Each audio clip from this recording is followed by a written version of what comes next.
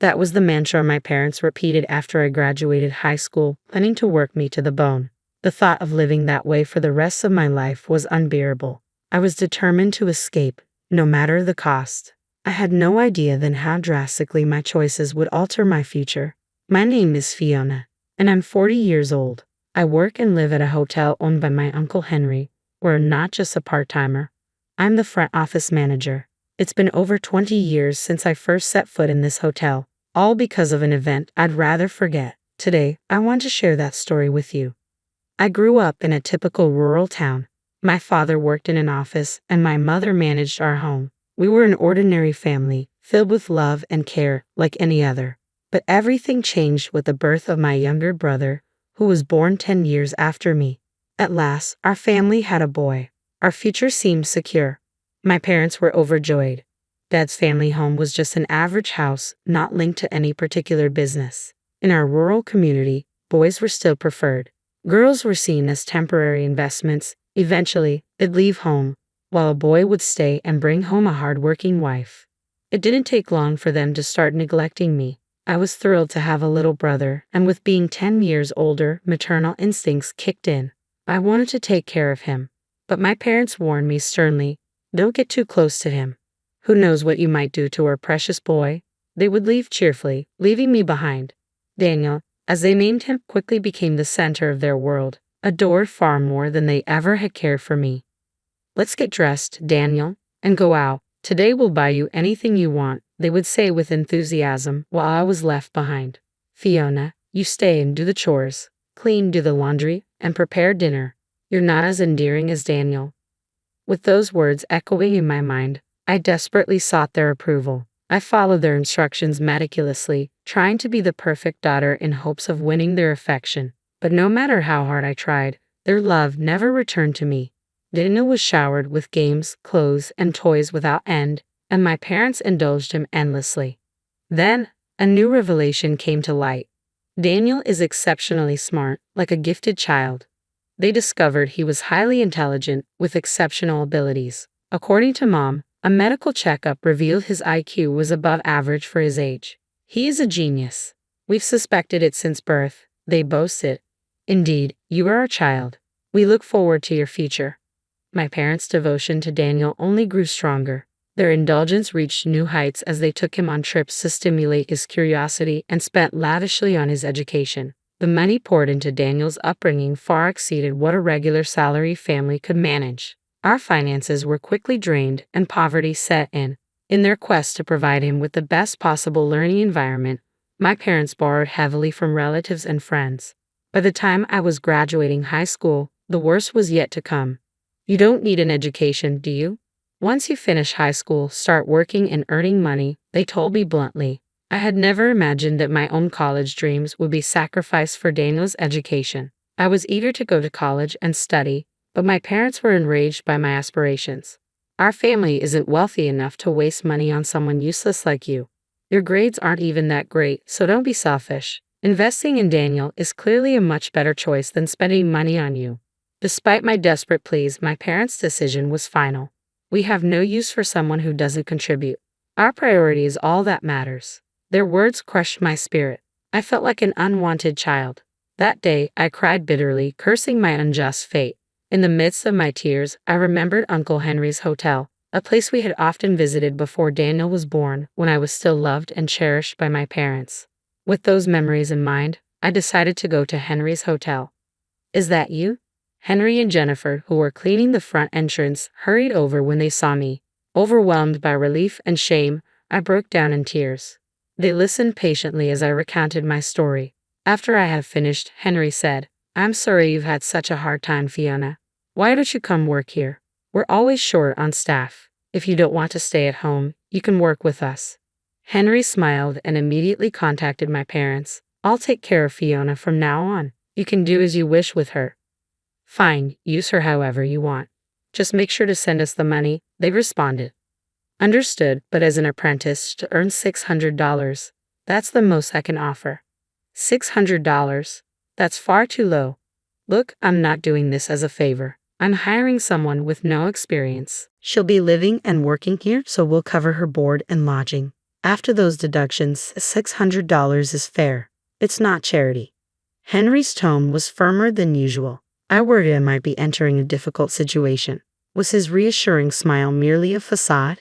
Despite my hopes that my parents would object to the terms, they agreed. Fine. We need the money anyway, but make sure you draw up a contract stating that she won't complain about our arrangements. And so, I ended up working with Henry and Jennifer. Don't worry, Fiona, Henry said with a reassuring smile. Everything will be fine now. But I wasn't ready to dive straight into work. I still wanted to go to college. Of course you can, Henry assured me. How about making studying and enjoying college life your job here? Jennifer suggested. Is that really a job, though? I asked, filled with uncertainty. Jennifer nodded in agreement with Henry. Yes, you'll have plenty of time for work when you're older. For now, enjoy being young. So, after graduating high school, I enrolled in college and helped out at the hotel during breaks. Fiona, you're so talented. Why don't you try some crafts? Henry offered. Really? I'd love to, I responded eagerly. And tonight, we're having steak for dinner. You like that, right?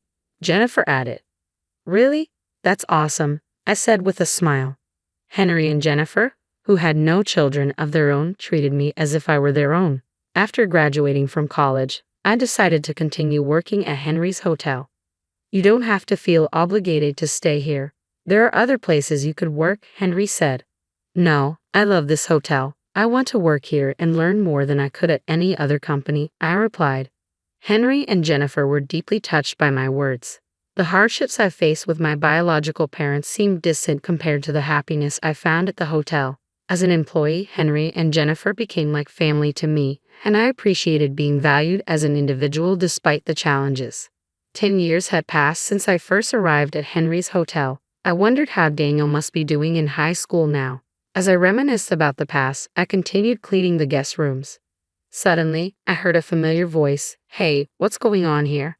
I turned to see my parents, whom I hadn't seen in a long time. Where's the money? We haven't received this month's payment. What's going on? Where is she? She's supposed to be working properly, right? My parents demanded, confronting Henry and Jennifer.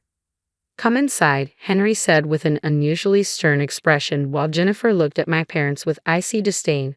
The 5 of us, my parents, Henry, Jennifer, and I, sat down for a discussion. My father was the first to speak. What's this about? Fiona's salary should be sent monthly. Why hasn't it been done this month? We need that money. Daniel is starting college next month. How are we supposed to pay for it without that money? Don't worry about it. Is Daniel attending a private university? I felt a bit detached from their conversation. Remember the agreement. You promised not to interfere with our employees' matters, Henry said firmly. That's absurd. Fiona is our daughter, my father retorted. It's quite something for you to say that after neglecting her for 10 years and only caring about the money, Jennifer responded coldly. But their concerns remained focused solely on financial matters, as if on repeat. Just give us the money. Do you have any idea how expensive college is?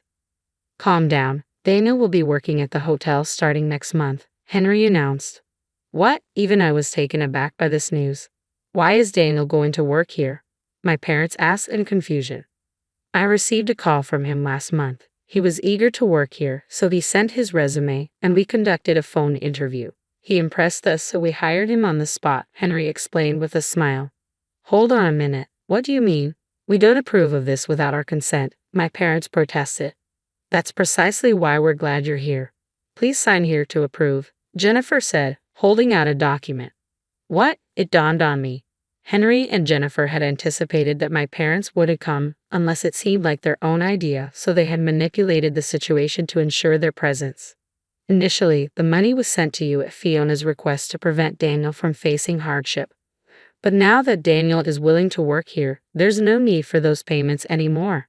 That's why we stopped the transfers, Henry explained. I had no knowledge of this arrangement, as I had left all financial matters related to sending money in Henry and Jennifer's hands. I won't accept this. Daniel is exceptional. He's not like those who are useless without a college degree, Dad exclaimed, pointing at me. Not attending college? What are you talking about? Fiona graduated from a state university, Jennifer said. A state university? When did you? I began to explain, I've already graduated and am working here at the hotel. What? I was speaking to my parents for the first time in nearly a decade when another guest entered. I'm living here from today, Daniel announced, clad in his hotel uniform. Daniel. Mom covered her face in disbelief. Daniel, you look great. Is the uniform fitting well? It's fine. I look forward to working with you, Daniel replied, bowing to Jennifer. Mom tearfully confronted Daniel. Daniel, you're a smart boy. You shouldn't be doing this kind of hospitality work meant for anyone. You're destined for more dignified work. I'm not smart. I had poor grades in high school, according to Dad and Mom. Doesn't that make me useless? No, we never meant that. You used those words to keep Fiona from going to college. Then I surely don't deserve to go, right? But nowadays, not going to college is considered embarrassing. As parents, you've embarrassed your own daughter by preventing her from pursuing her education. How does that reflect on you? We believed in your potential and invested heavily in you. That was never my request, Daniel replied. Each of my parents' words was swiftly turned back on them by Daniel's sharp wit. He's too quick, I thought, his responses more adept than a seasoned comedian. As my parents stood speechless, Henry added, You see, the kids have grown far beyond what you imagined. Mom countered, But what about the 18 years we spent raising him? Look at everything we've done for him. Daniel shot back, The same could be said for Fiona. Consider how much she suffered because of your selfishness. Bravo, I thought, grateful to Daniel for articulating everything I wanted to say. I couldn't have expressed it so effectively myself. I'm leaving home, Daniel declared. If you don't sign the approval, I'll reveal everything you've done to Fiona to everyone.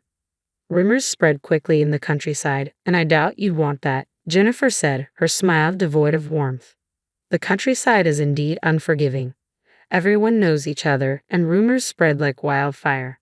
Bad rumors, especially, can turn into real calamities, I added. They were well aware of this, having lived in the rural area themselves. Let's avoid making more noise than necessary. Please leave, Jennifer said, her smile dismissive as she ushered them out. I stood protectively in front of Daniel, ready to shield him. From now on, please leave your child to us. I, too, managed to smile as I saw them off. Unbeknownst to her parents, I had been meeting with Daniel in secret since I left home. Sneaking around to see him without our parents' knowledge had been quite a challenge. I was concerned about Daniel growing up in such an abnormal environment. As he got older, he began to recognize the issues within our family. Despite everything, we had forged a sibling bond in secret. That was quite the comeback, Daniel. Well done, I said with a smile. And Daniel replied, That was all part of the script from Henry. I just added a bit of my own improvisation. Maybe you're cut out for acting, I suggested as he prepared to leave. Are you really going to work here instead of going to college? I asked. Well, I'm not great at studying and my grades weren't the best, so I decided to work here instead, he explained. Do you have a specific goal? What do you want to do, Daniel? I want to become a chef. That's why I'd asked Henry to hire me so I could learn cooking here. Ah, that makes sense. If cooking is your main interest, I know of a culinary school about 50 miles from here. Would you like to go there? But school is expensive, and I don't have the money, Daniel replied. Don't worry, leave it to me, I said, pulling out my mobile phone to show Daniel my bank statement. Where did you get all this money? That's what I've saved over the last 10 years, I explained. I want you to use it. I've been saving a bit for my part-time jobs and hotel salary since college, anticipating a moment like this. Let me do something clever for once, I said with a smile, tapping my chest. Daniel's eyes filled with tears as he looked at the statement. He passed the entrance exam and was admitted to the culinary school, where he lived in a dormitory due to the distance from the hotel. After graduating, we traveled together, sampling dishes at various restaurants. Now, he's the chef and owner of a restaurant specializing in creative cuisine. He's truly the talented Daniel I always knew, excelling not just in cooking but also in business management and consulting. He seems to relish the daily challenges of his work and occasionally returns to the hotel to discuss cooking and new business strategies with Henry and Jennifer. One day, I'd like to return to this hotel after gaining more experience, Daniel said. Since then, my parents, shamed by their children's departure and exposed by neighborhood gossip, have fled their home. Who leaked the information? The house had become toxic. It's best to stay away from it. Selling their children was reprehensible. I want nothing to do with them. The house is now considered hazardous and they live in isolation quietly somewhere else. Occasionally, they contact Henry and Jennifer, hoping to hear from or see their children. "You don't have children. We're taking care of them," Henry would say. "No, but they firmly rejected us," my parents would reply. As for me, I continue to work diligently every day as the front office manager. Recently, Henry and Jennifer made me an intriguing offer. "How about eventually taking over the hotel?" Henry proposed. "We know it's a demanding job, but we believe Fiona can handle it." "Hotel manager?" Jennifer asked, visibly aged and clearly looking forward to retiring and enjoying the rest of their lives. "I understand. I'll do my best to repay your kindness," I replied without hesitation. "I'll need to stay calm and composed, considering I'll be the hotel manager one day. It's been a challenging journey, but now each day feels fulfilling. I used to live carefully to avoid upsetting my parents, but now I'm here, instructing employees to greet customers with enthusiasm and cheer. Life is truly unpredictable. Whenever I see you, you always look so vibrant and full of energy. What's your secret?" customers sometimes ask. To this, I always reply, perhaps it's about living each day with dedication. Success tastes like copper pennies and broken promises. That's what I used to tell myself during those endless nights at the office, grinding away at presentations while my marriage collected dust at home. I should have known better, but ambition has a way of blinding you to the cracks forming right under your feet. I was reviewing quarterly projections when Simon walked into my office, his presence filling the doorway like a storm front. "Athena, got a minute?" The way he said it, casual but charged, made my stomach tighten. I'd worked under Simon long enough to recognize when something big was coming. "Of course." I closed my laptop, giving him my full attention. That's what got me here in the first place. Always being ready. Always saying yes. "The Carson branch needs new leadership. Their numbers are in the toilet, and the board wants someone who can turn things around." He leaned against my desk, arms crossed. "I recommended you." My heart stuttered. Carson was our problem child.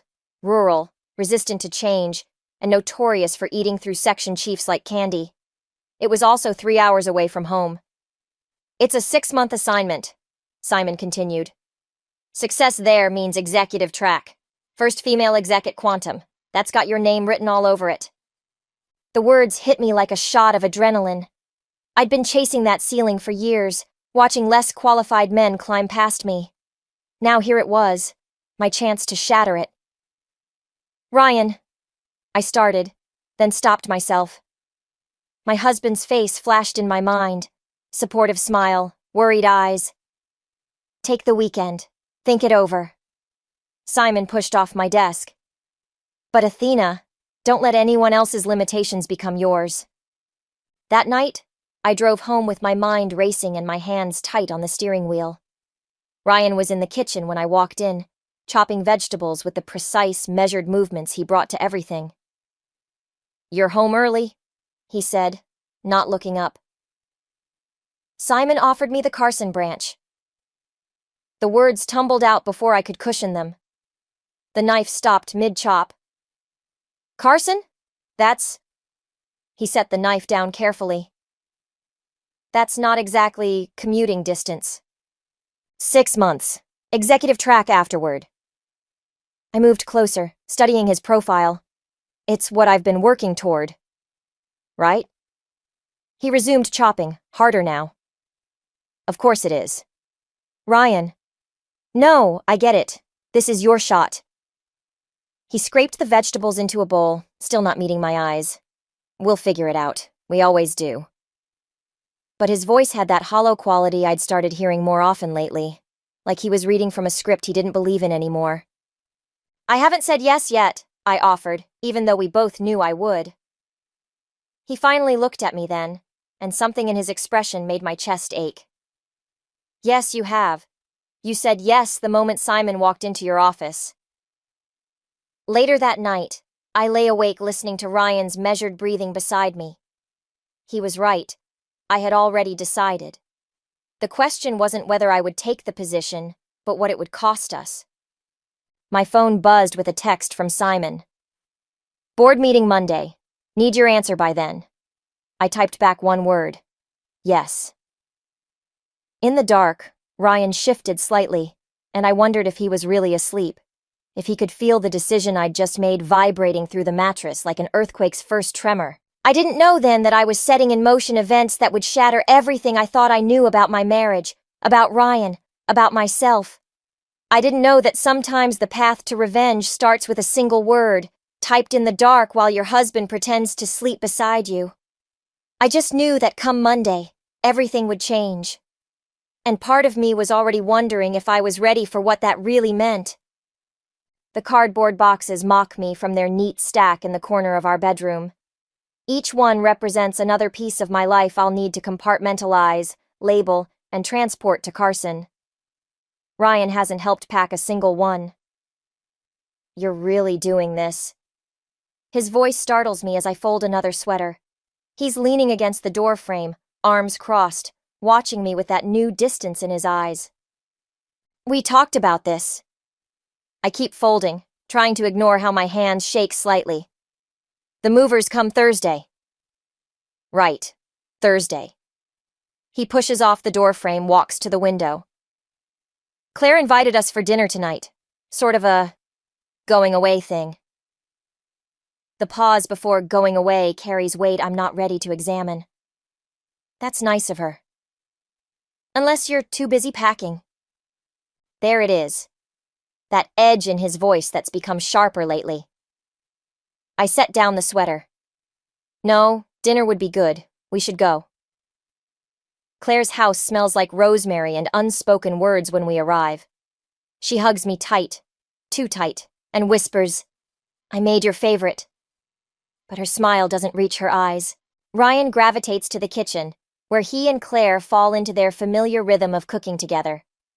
I watch from the doorway as they move around each other, with the easy grace of siblings who grew up sharing spaces. They don't need words to communicate, a trait that used to charm me but now feels excluding. He'll be fine, you know, Claire says later, when Ryan stepped out to take a work call. I'll keep an eye on him. I'm not abandoning him. The words come out sharper than intended. It's 6 months. Claire takes a slow sip of wine. 6 months is a long time to be alone. He's not alone. He has you, his friends, his work. That's not what I meant. She sets down her glass with deliberate care. Marriage isn't just about existing in the same space. It's about choosing each other, every day. I am choosing him, I snap. I'm choosing our future. Are you? Her voice is gentle, which somehow makes it worse. Because from where I'm sitting, it looks like you're choosing yourself. Ryan returns before I can respond, but Claire's words burrow under my skin like splinters. Through dinner, I watch him laugh at his sister's jokes, animated in a way he hasn't been with me in weeks. When did we start speaking different languages? Later that night, lying in bed, Ryan rolls toward me. I've been thinking, he says to the darkness. Maybe I could look for work in Carson. Not right away, but eventually. My heart clenches. It's the first time he's suggested following me, but something in his tone sounds more like surrender than support. Your whole client base is here, I remind him. Your sister, your friends. Yeah. He rolls away again. Just a thought. The silence stretches between us like a chasm. I want to reach across it, but I'm afraid of what I might find. Or worse, what I might not find. My phone buzzes. It's Simon. Board approved the transfer package. You're all set for Monday. I stare at the message until the screen dims, then goes dark. In the reflection, I catch a glimpse of Ryan's back, rigid with consciousness. He's not sleeping either. Ryan? I whisper. Are we okay? The pause before his answer feels endless. Of course we are. But his voice has that same hollow quality from before, like he's reading from a script he doesn't believe in anymore. I lie there, listening to him pretend to sleep, and wonder if this is how cracks start. Not with dramatic breaks, but with small silences that grow deeper day by day. Claire's words echo in my head. 6 months is a long time to be alone. But I'm starting to think maybe we're already alone, lying here together in the dark, each of us guarding secrets we're not ready to share. And somewhere in the back of my mind, a small voice whispers that maybe this distance isn't just about Carson anymore. Maybe it never was. Carson feels like exile. The office is a converted warehouse with flickering fluorescent lights and the constant hum of ancient heating ducts. My team, if you can call them that, greet my morning presentations with crossed arms and barely concealed eye rolls. These implementation timelines are unrealistic, Dave, my senior developer, announces during our third meeting. Maybe things worked differently back at headquarters, but here in the real world is exactly where we're losing market share, I cut in, my voice sharp enough to slice through his condescension. Unless you'd prefer to explain our numbers to corporate? The silence that follows tastes like victory, but it's hollow. Later, I catch snippets of conversation in the break room. Corporate princess and temporary assignment, spoken like curses. My phone buzzes. Ryan's weekly check-in call. I've started dreading these conversations, each one feeling more like a performance than a connection. Hey. His voice sounds distant, distracted. Bad time? No, just finished a meeting. I close my office door, shutting out the hostile glances. How are you? Good. Busy. Claire's been helping me reorganize the house. Says it's good therapy or something. My stomach tightens. Reorganize? Yeah, you know, making space, moving things around. A pause. It feels different here without all your stuff. The way he says it, casual, almost relieved, makes something crack inside me.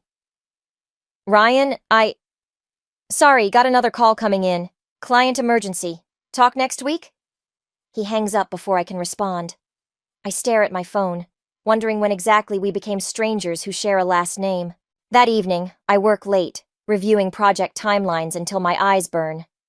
My mother's number flashes on my screen. I consider ignoring it, but guilt wins out. Sweetheart, she starts, and I can already hear the judgment creeping in. Claire mentioned she had dinner with Ryan last night. Again. They're siblings, Mom. They're awfully close these days. A wife should be concerned when... A wife should trust her husband. I snap, even as doubt gnaws at my certainty. Trust needs nurturing, Athena. It needs presence. After we hang up, I pull up our home security app, something I've been doing more frequently lately. The living room camera shows Claire and Ryan on the couch, takeout containers spread between them.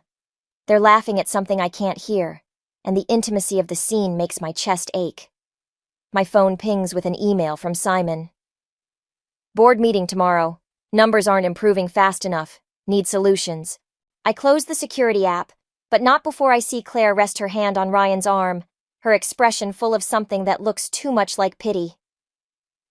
The next morning, I arrive early to find my team huddled around Dave's desk, their conversation stopping abruptly when they spot me.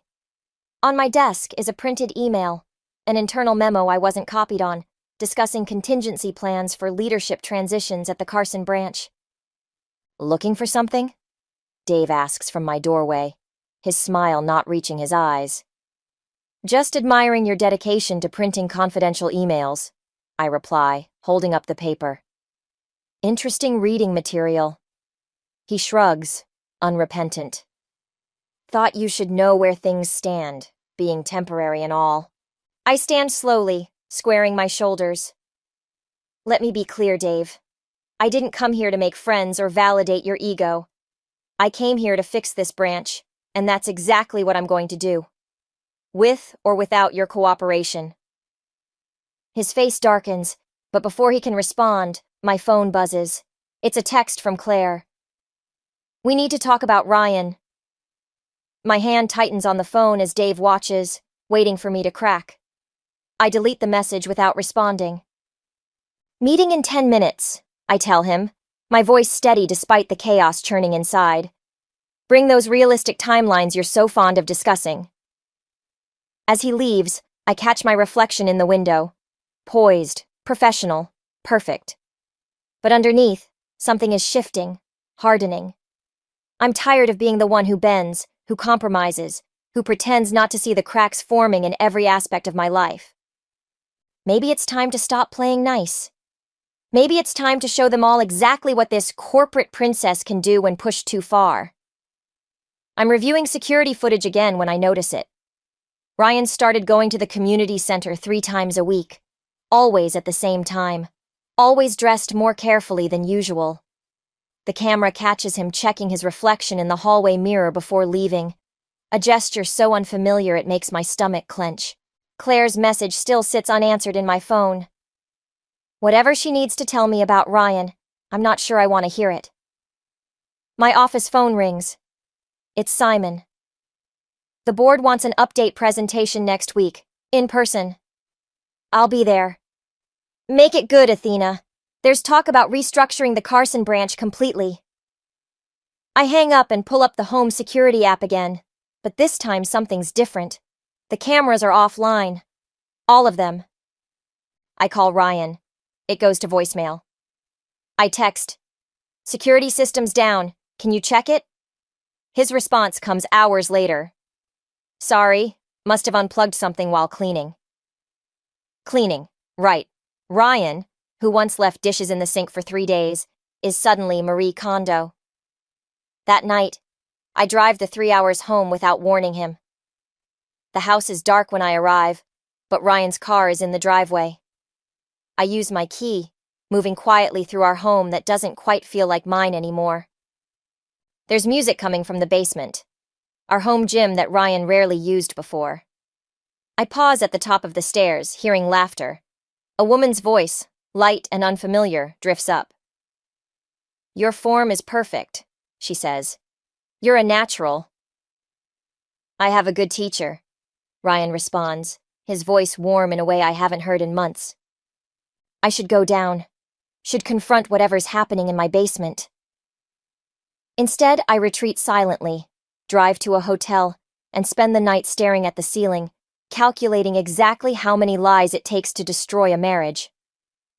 The next morning, I do what any self-respecting woman would do. I investigate.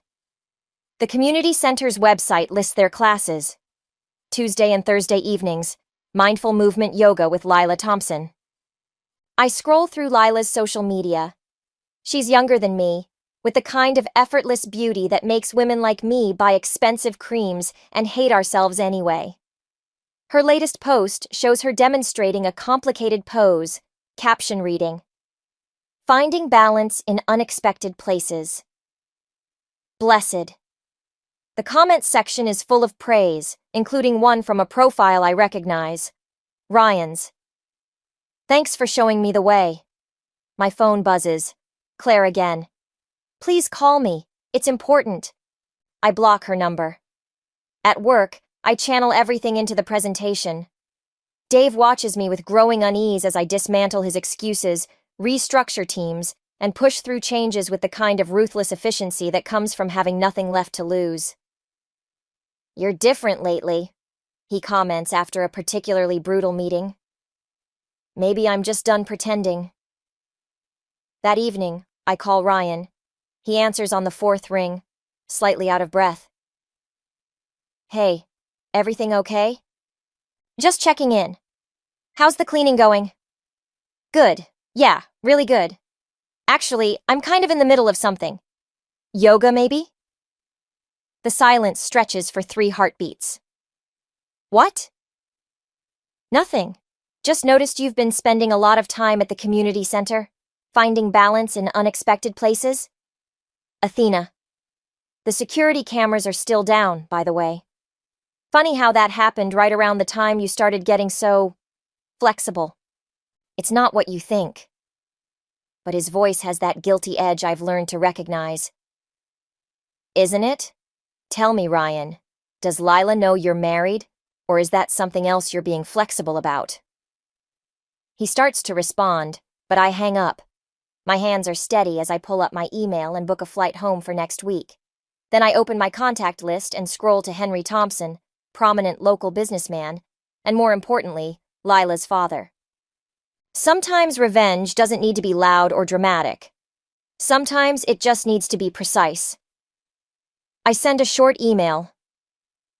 Mr. Thompson, I believe we need to discuss a matter concerning your daughter and my husband. Would you be available for coffee next week? The response comes within minutes. Name the time and place. The cafe where I meet Henry Thompson smells like expensive coffee and old money. He's already seated when I arrive, his tailored suit and carefully neutral expression speaking volumes about power and privilege. Mrs. Mitchell. He stands, offering his hand. I must admit, your email intrigued me. It's still Carter professionally, I correct him, accepting both the handshake and the subtle power play. I kept my name. Of course. His smile doesn't reach his eyes. Though I understand you're rarely home these days to discuss such matters with your husband. The barb lands, but I don't flinch. Instead, I pull out my phone and slide it across the table, security footage playing silently. Ryan and Lila entering our house. The timestamps tell their own story. Henry's face hardens as he watches. I see. Do you? Because I'm wondering if your daughter sees the whole picture. He sits back, studying me. What exactly are you hoping to achieve here, Mrs. Carter? Clarity. I meet his gaze steadily. Your daughter is involved with a married man, my husband. I thought you should know before it affects both our families' reputations. How considerate. His voice drips sarcasm. And the fact that my company recently signed a major contract with Ryan's firm has nothing to do with your concern? My phone buzzes. Claire again, this time from a different number. I silence it without looking away from Henry. I'm simply providing information. What you do with it is your choice. Later that evening, my mother calls. Claire's been trying to reach you, she says without preamble. She says it's important. I'm sure it is. I'm reviewing the board presentation, making notes with mechanical precision. Did she tell you what Ryan's been up to while I'm away? Athena. Her voice softens with pity. Sometimes when we push people away, don't. The word comes out sharp enough to cut. Don't you dare make this my fault. I'm not, but revenge won't fix what's broken. I laugh, the sound hollow even to my own ears. Who says I want to fix it? After hanging up, I check my email. Henry's already acted. There's a company-wide announcement about a restructuring of vendor relationships. Ryan's firm is notably absent from the new approved list. My phone lights up with Ryan's call. I let it ring. Instead, I pull up the security app again. The cameras are back online. Ryan must think I've forgotten about them. I watch as he paces our living room, phone to his ear. Even without sound, I can read the tension in his movements. Lila appears in frame, reaching for him. He jerks away, gesturing angrily. She covers her face with her hands. They argue silently on my screen, like actors in a play I'm directing from afar. A new email pops up, from Simon. Board presentation moved up. Tomorrow morning. Be ready. I close the security app, but not before I see Claire enter the frame, placing herself between Ryan and Lila. Always the mediator, my sister-in-law. Always trying to fix what's already shattered. My phone buzzes again. A text from an unknown number. You don't understand. It's not what you think. Please let me explain. Leela. I save the number. It might be useful later. The presentation documents blur before my eyes as another text arrives, this time from Claire. You're making a terrible mistake. There's something you need to know about Lila. I block this number too, but her words echo in my head. What don't I understand? What mistake am I making? For a moment, doubt creeps in. Then I remember Ryan's laughter in our basement, Lila's voice floating up the stairs, the casual intimacy of their betrayal. I open my laptop and begin typing an email to Henry, attaching more security footage. Each click of the keyboard feels like another nail in the coffin of my marriage, but I keep typing anyway. Sometimes the best revenge isn't about destroying everything at once. Sometimes it's about watching it all unravel, thread by careful thread, until there's nothing left but the truth. And tomorrow, after the board presentation, I'll finally go home to face that truth in person. The board presentation goes perfectly. Too perfectly. Simon's approving nod, the impressed murmurs from the executives. It all feels hollow, like watching a play where I know the ending but keep pretending anyway. I drive home without calling ahead. The sun is setting when I pull into our driveway, casting long shadows across the familiar landscape of my former life. Ryan's car is there, along with another I don't recognize. Sleek, expensive, clearly new. The front door is unlocked. Music drifts from the kitchen, along with the smell of cooking and the sound of laughter. I move silently through my own house, a ghost in comfortable shoes. They don't notice me at first. Ryan's at the stove, Lila perched on our counter, my counter, wearing one of his old t-shirts. She's showing him something on her phone, both of them smiling at whatever's on the screen. Cozy. My voice cuts through their bubble like a blade. They jump apart. Ryan's face drains of color. Athena? Don't stop on my account. I lean against the doorframe, surprising myself with how steady I feel. You seem right at home. Lila slides off the counter, her eyes wide. I should go. Why? You're already wearing his clothes. Might as well stay for dinner. This isn't... Ryan steps forward, hands raised like he's approaching a wild animal. Let me explain. Explain what? How you've been fucking your yoga instructor in our house? Or how you got Henry Thompson to pull his contracts? Lila's head snaps up. You talked to my father. Someone had to tell him the truth. I smile, all teeth. Since neither of you seemed interested in that particular concept. You don't understand, Lila starts, but Ryan cuts her off. Don't, please. He turns to me, his face a mask of guilt and something else. Relief? I was going to tell you. When? After the divorce, or after you moved her into our bedroom? There was never going to be a divorce. It's Lila who speaks, her voice stronger now. That wasn't the plan. The word plan hits me like a physical blow. I look between them, seeing something I missed before, the way they're standing, not like guilty lovers but like conspirators. What plan? The front door opens. Claire walks in, freezing when she sees us. Oh God! Athena, wait! But I'm already moving, pushing past her to the study. The drawer where we keep our important papers is slightly ajar. I yank it open, rifling through documents until I find what I'm looking for. Our investment portfolio. Empty. I can explain, Ryan says from the doorway. Everything was falling apart at work. After Henry pulled the contracts. So you emptied our accounts? My voice sounds distant, like it belongs to someone else. And her? Was she part of your financial recovery plan? She's Henry's daughter, he says, as if that explains everything.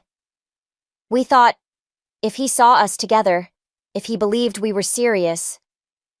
The laugh that escapes me doesn't sound human. You used me leaving as cover. All those yoga classes, all those late nights, you were orchestrating your own scandal to manipulate her father. I tried to tell you, Claire interjects, about the company's troubles, about Ryan's plan. Shut up. I turn to Lila, who at least has the decency to look ashamed. Did Daddy's money make it worth it? Playing the other woman to save Ryan's career? It wasn't like that, she whispers. Not at first. I walk to the window, staring at the garden I used to tend before ambition called me away. Everything looks different now. The flowers I planted, the paths we laid together, even the sky above our house. Get out. My voice is ice. All of you. Athena, please. Ryan starts. I said get out! I whirl around, grabbing the nearest object, a crystal vase, our wedding gift, and hurling it against the wall. It shatters spectacularly, the sound like everything breaking at once. They leave. I stand in the wreckage of my marriage, my trust, my carefully constructed revenge, and realize I never saw the real betrayal coming. I was so focused on the affair that I missed the conspiracy. My phone buzzes, Simon congratulating me on the presentation, on my promotion, on my future. I delete it without responding. Some victories taste like ash. I spend 3 days gathering evidence, bank statements, email trails, security footage. Each piece fits together like a puzzle I never wanted to solve. Then I send one text. Dinner, tomorrow, your place. Ryan agrees too quickly. When I arrive, the table is set for 4. Claire and Lila are already there, looking like guilty conspirators at a Last Supper. Ryan's wearing the blue shirt I bought him last Christmas, his hands fidgeting with a wine glass. Family dinner? I set my laptop bag on the counter. How domestic.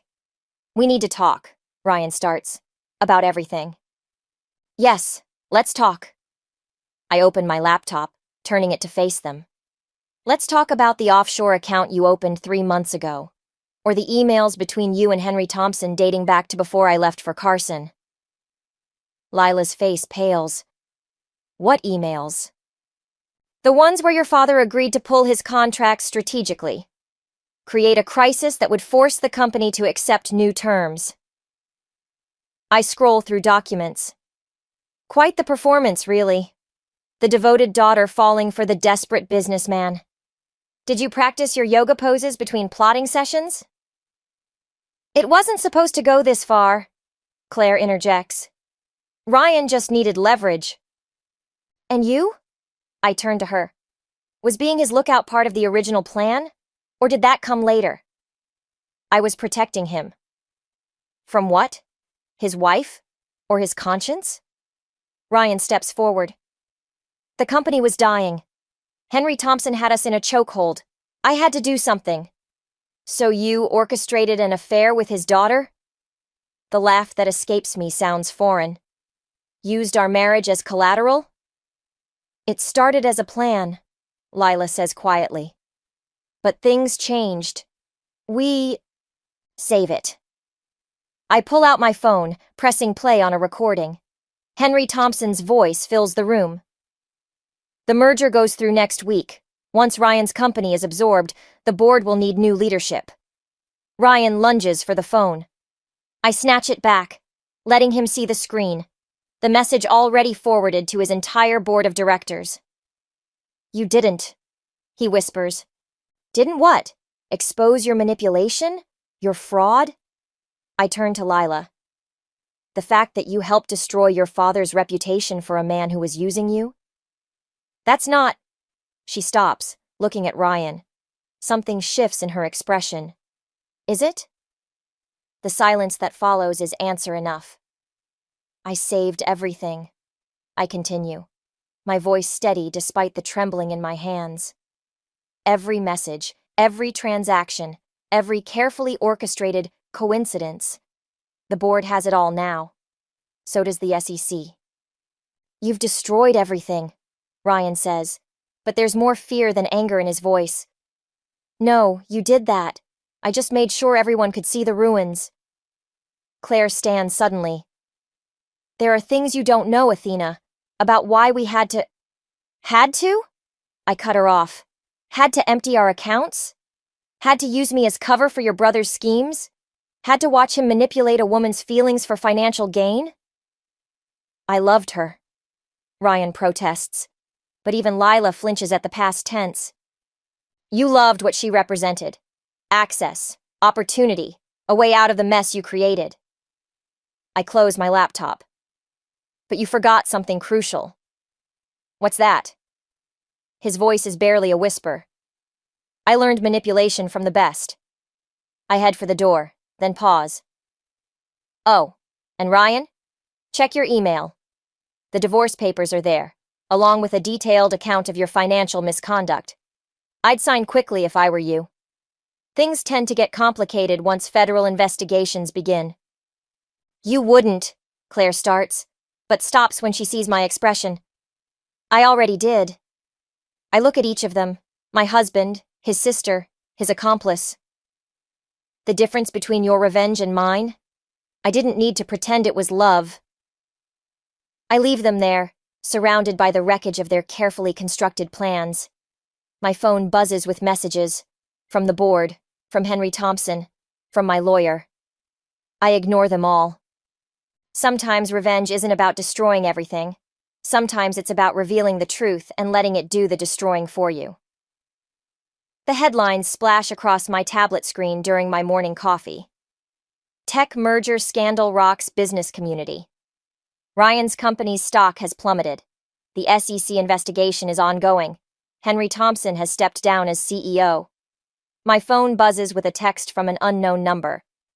Can we meet? Lila. I consider ignoring it, but curiosity wins. We meet at a small cafe across town, far from the yoga studio, far from my old life. She looks different, sharper somehow, like betrayal has carved away her softness. I didn't know, she says without preamble.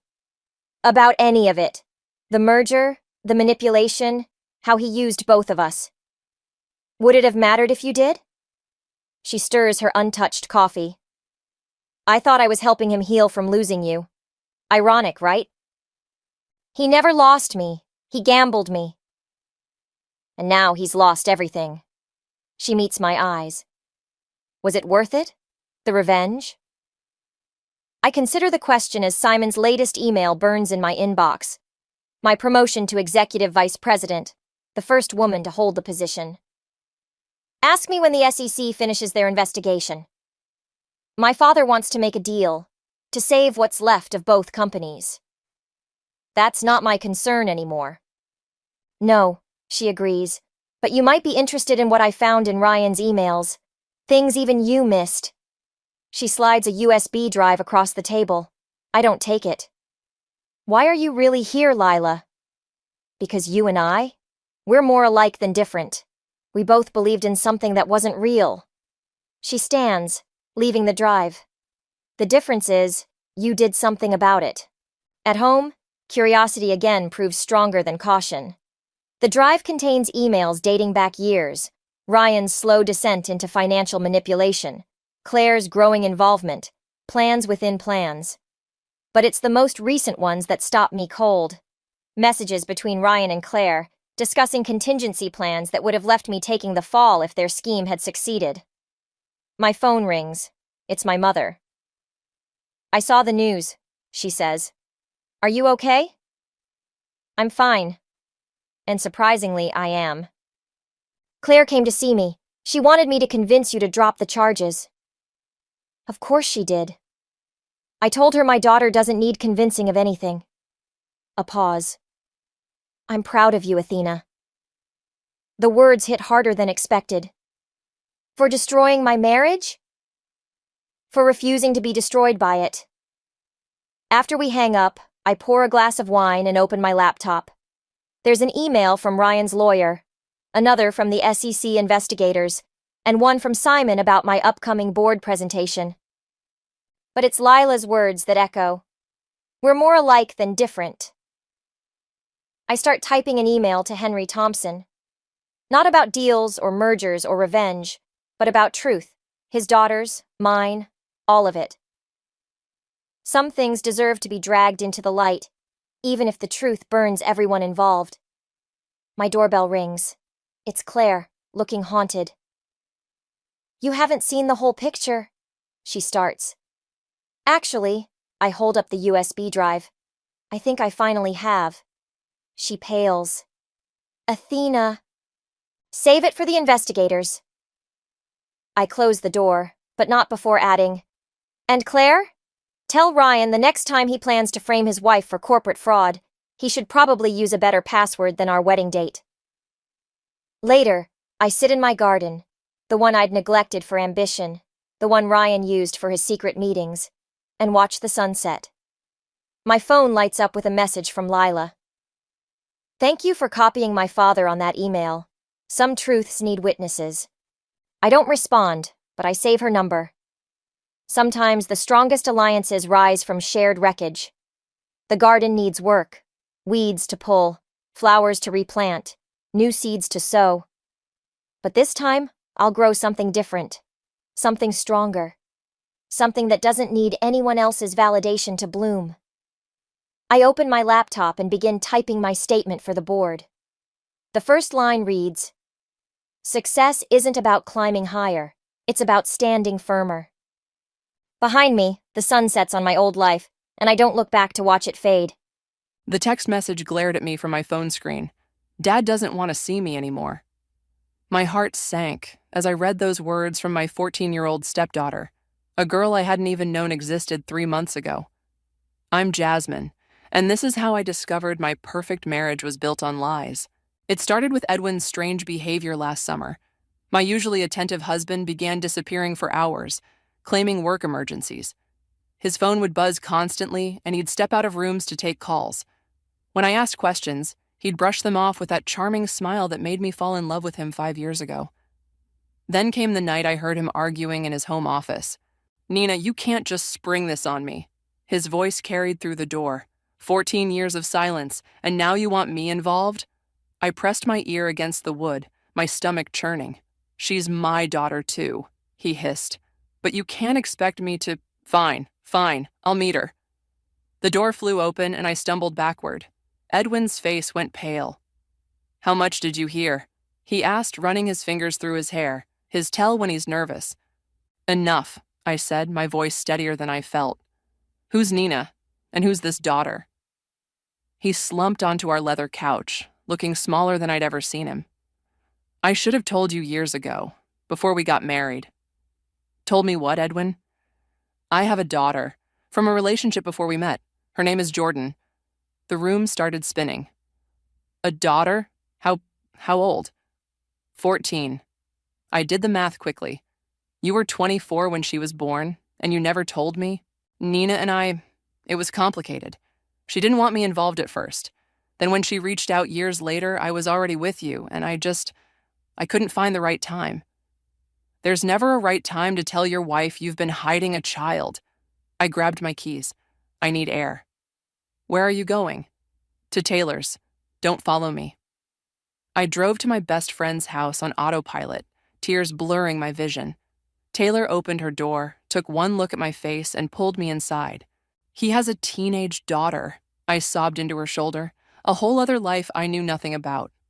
"That bastard," Taylor muttered, pouring me a glass of wine. "What are you going to do?" "What can I do? There's an innocent girl involved now." I showed her the text message that had started it all. "He's already screwing it up." "Have you met her?" "No, but apparently Edwin promised to take her to dinner tonight and canceled last minute, again." My phone buzzed with another message from Jordan. "Mom says I shouldn't bother trying anymore." "You should meet her," Taylor said, reading over my shoulder. "Someone needs to show that girl not all adults will let her down." I stared at my phone, fingers hovering over the keyboard. What if she hates me? I'm the replacement wife who didn't even know she existed. Then she hates you, but at least you tried. Taking a deep breath, I typed, "Hi, Jordan. This is Jasmine, Edwin's wife. I just learned about you, and I'm so sorry about tonight. Would you like to meet for ice cream tomorrow? Just us?" The response came quickly. "Why do you care? You're not my mom." "No, I'm not, but I'd like to know you if you'll let me." 3 dots appeared, disappeared, then appeared again. Finally. "Okay, but I picked the place." I showed Taylor the exchange, my hands shaking. "What am I getting myself into?" "The right thing," she said, squeezing my shoulder. "Someone needs to step up for this kid, and it clearly won't be Edwin." When I returned home that night, Edwin was waiting up. "I can explain everything," he started. I held up my hand. "Save it, I'm meeting Jordan tomorrow." "What? No, let me handle this. Like you handled tonight? She's your daughter, Edwin, your flesh and blood, and you're treating her like an inconvenience." His face hardened. "You don't understand the situation." No, I don't, because you lied to me for our entire relationship. I headed for the guest room, but I'm going to understand it, with or without your help. As I lay in bed that night, Jordan's text messages burned in my mind. I had no idea what tomorrow would bring, but one thing was certain. My life would never be the same. Jordan chose a small cafe downtown, and I spotted her immediately. She had Edwin's eyes. She sat hunched over her phone, dark hair falling like a curtain around her face, radiating that particular brand of teenage defensiveness I remembered from my own youth. Jordan? I approached slowly, like you would a spooked animal. I'm Jasmine. She looked up, eyes scanning me critically. You're prettier than I thought you'd be. I laughed, caught off guard by her bluntness. Thanks, I think. Is it okay if I sit? She shrugged, which I took as teenage speak for yes. So, I said, settling into the chair across from her, tell me about yourself. What's there to tell? I'm the secret kid your husband didn't want you to know about. Her words were sharp, but I caught the tremor in her voice. Hey, I leaned forward. You're not secret anymore, and I'm here because I want to be. The waitress arrived, saving us from the awkward silence. Jordan ordered a chocolate milkshake, and I got coffee. Mom says he used to visit sometimes, Jordan said suddenly, stirring her shake. When I was really little. Then he just stopped. My heart clenched. Would you like to tell me about your mom? She works a lot, 2 jobs. Jordan's voice turned defensive. She's doing her best. I'd like to meet her sometime, I said carefully. If that's okay with both of you. Jordan's head snapped up. Why? Because this situation affects all of us, and maybe we could handle it better together. She studied me for a long moment. Dad won't like that. Your dad doesn't get to dictate everything anymore. A ghost of a smile crossed her face, but then her phone buzzed. Her expression fell as she read the message. Let me guess. Edwin canceling again? She nodded, blinking rapidly. He promised to take me shopping this weekend, but apparently something came up at work. Give me your mom's number, I said, pulling out my phone. I'd like to talk to her. Jordan hesitated, then recited the number. I typed out a quick message. Hi, Nina, this is Jasmine, Edwin's wife. I'm with Jordan right now. Could we meet to talk? The response came quickly. My place, 7 p.m. tonight. I'll text you the address. Your mom agreed to meet, I told Jordan. Would you be okay with that? She shrugged again, but this time I caught a glimmer of hope in her eyes. Can I ask you something? She said quietly. Does he ever talk about me? The question gutted me. Honey, I didn't know about you until yesterday, but that's his failure, not yours. Mom says he's good at failing. She attempted a laugh, but it came out more like a sob. Without thinking, I reached across the table and squeezed her hand. To my surprise, she didn't pull away. That evening, I pulled up to a modest apartment complex. Nina opened the door before I could knock, a petite woman with Jordan's dark hair and tired eyes. So you're the wife, she said, stepping aside to let me in. Coffee? Please. The apartment was small but spotless, covered in Jordan's artwork and school certificates. Nina handed me a mug and sat across from me at her kitchen table. Why are you really here, Jasmine? Because there's a 14-year-old girl who deserves better than what she's getting. Nina's shoulders sagged. I've tried everything. Begging, threatening legal action, guilt trips. Nothing makes him step up. Tell me everything, I said, from the beginning. So she did. About meeting Edwin in college, their brief relationship, finding out she was pregnant. How he'd promised to co-parent but gradually disappeared. How he'd send checks sometimes, but they became increasingly sporadic. The worst part? Nina's voice cracked. He keeps getting Jordan's hopes up, makes promises, then breaks them. I've told him to either commit or stay away, but he won't do either. That ends now, I said, my voice firm. I'm done watching him hurt her. Nina studied me carefully. Why do you care so much? You just found out about all this. Because someone has to, and because every time Jordan looks at me with those hurt eyes, I see myself at 14, wondering why I wasn't enough for someone to stick around. Nina nodded slowly. So what do you suggest? I think it's time Edwin faces consequences for his actions, real ones, and I have an idea, but I'll need your help. I'm listening. As I outlined my plan, I saw something spark in Nina's eyes. Hope, maybe, or vindication. Either way, I knew I'd found an ally in this mess. Edwin had no idea what was coming. He did what? I gripped my coffee mug tighter as Nina showed me the old text messages on her phone.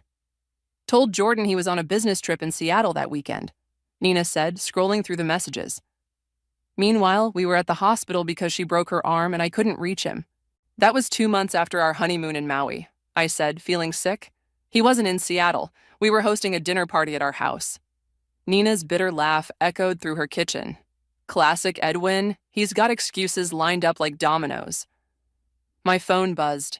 Edwin asking where I was. I ignored it. Look at this one. Nina pulled up another message. Last Christmas, he promised Jordan a laptop for her schoolwork. Said he'd bring it by on New Year's Day. Let me guess. Never showed? Worse. Showed up 3 weeks later with some cheap tablet, acting like he was Father of the Year. Nina's hands shook slightly. Jordan pretended to be thrilled, but I heard her crying that night. I stood up abruptly, pacing the small kitchen. I need to confront him. Be careful, Nina warned. When backed into a corner, Edwin gets creative with his lies. He'll try to turn this around on us. Let him try. I pulled out my own phone, scrolling through photos. See this? Our vacation to Mexico last spring? He told you he couldn't afford child support that month because business was slow. Nina's eyes narrowed at the image of Edwin on a yacht, champagne in hand. Son of a... A key turned in the lock and Jordan walked in, stopping short when she saw us together. Hey, honey, Nina said quickly. How was study group? Fine. Jordan's eyes darted between us. What's going on? I shared a look with Nina before speaking. We're trying to understand some things about your dad's behavior. You mean why he's a liar? Jordan dropped her backpack with a thud. I already know that part. Jordan, Nina started, but her daughter cut her off. No, Mom, I'm not stupid. I see his Instagram posts when he says he's too busy to see me. I know he went to Elia's wedding even though he told me he was sick that weekend. I felt my anger rising. He told you he was sick during Aaliyah's wedding? Yeah, but I saw the photos online. He looked pretty healthy doing the chicken dance. I pulled out my phone again, dialing Edwin's number. He answered on the first ring. Jasmine, where are you? I've been worried. Save it. I cut him off. I'm with Nina and Jordan. We need to talk. Now. You're what? His voice turned cold. Who gave you the right to lie to your daughter about being sick during your sister's wedding? Silence. Come to Nina's. Now. Or I swear to God, Edwin, I'm calling Alea next and telling her everything. Don't you dare. 20 minutes. I hung up. Jordan stared at me, wide-eyed. He's actually coming? He better. I turned to Nina. Is that okay, having him here? She nodded grimly. It's time. 19 minutes later, Edwin's car pulled up. He stormed into the apartment like he owned it. What kind of ambush is this? He demanded. Sit down, I said quietly. I will not. Sit down. Something in my voice made him comply. Now, I continued, explain to your daughter why you lied about being sick during Alea's wedding. I didn't. That's not. He looked at Jordan, who was fighting back tears. Princess, you have to understand. Don't call me that, she whispered. You lost that right. Show him the hospital messages, I told Nina. As Nina pulled up the texts, I watched Edwin's face. I saw the moment he realized he couldn't talk his way out of this one. I was trying to protect everyone, he attempted. Protect who? I asked. Your image? Your comfort? Certainly not your daughter. You don't understand the pressure. The pressure of what? Nina exploded. Being a decent human being, showing up for your child. God forbid you have to sacrifice a dinner party to be there when your daughter breaks her arm. Edwin stood up. I don't have to listen to this. No, you don't, I agreed. But if you walk out that door, I'm calling Aaliyah, then your parents, then every friend who thinks you're such a stand-up guy. Your choice. He sank back into the chair, deflated. Dad, Jordan's voice was barely audible. Why don't you want me? The question hung in the air like smoke, choking us all. Edwin opened his mouth, closed it, then stood up again. This time, he walked out. I moved to follow him, but Nina caught my arm. Let him go. We've seen everything we needed to see. Jordan's sob broke through the silence, and I wrapped my arms around her as she cried. I've got you, I whispered. We've got you. Over her head, I met Nina's eyes. The time for gentle confrontation was over. Edwin wanted to play games? Fine. Game on. He's been telling everyone you're having a mental breakdown, Taylor said, sliding into our usual booth at the diner. Aaliyah called me this morning, worried sick about you. I stirred my coffee, unsurprised. Of course he has. Can't have people knowing the truth. Speaking of truth, Taylor pulled out her phone. Look what I found on his sister's Facebook from 3 years ago. The photo showed Edwin at a father-daughter dance with his niece.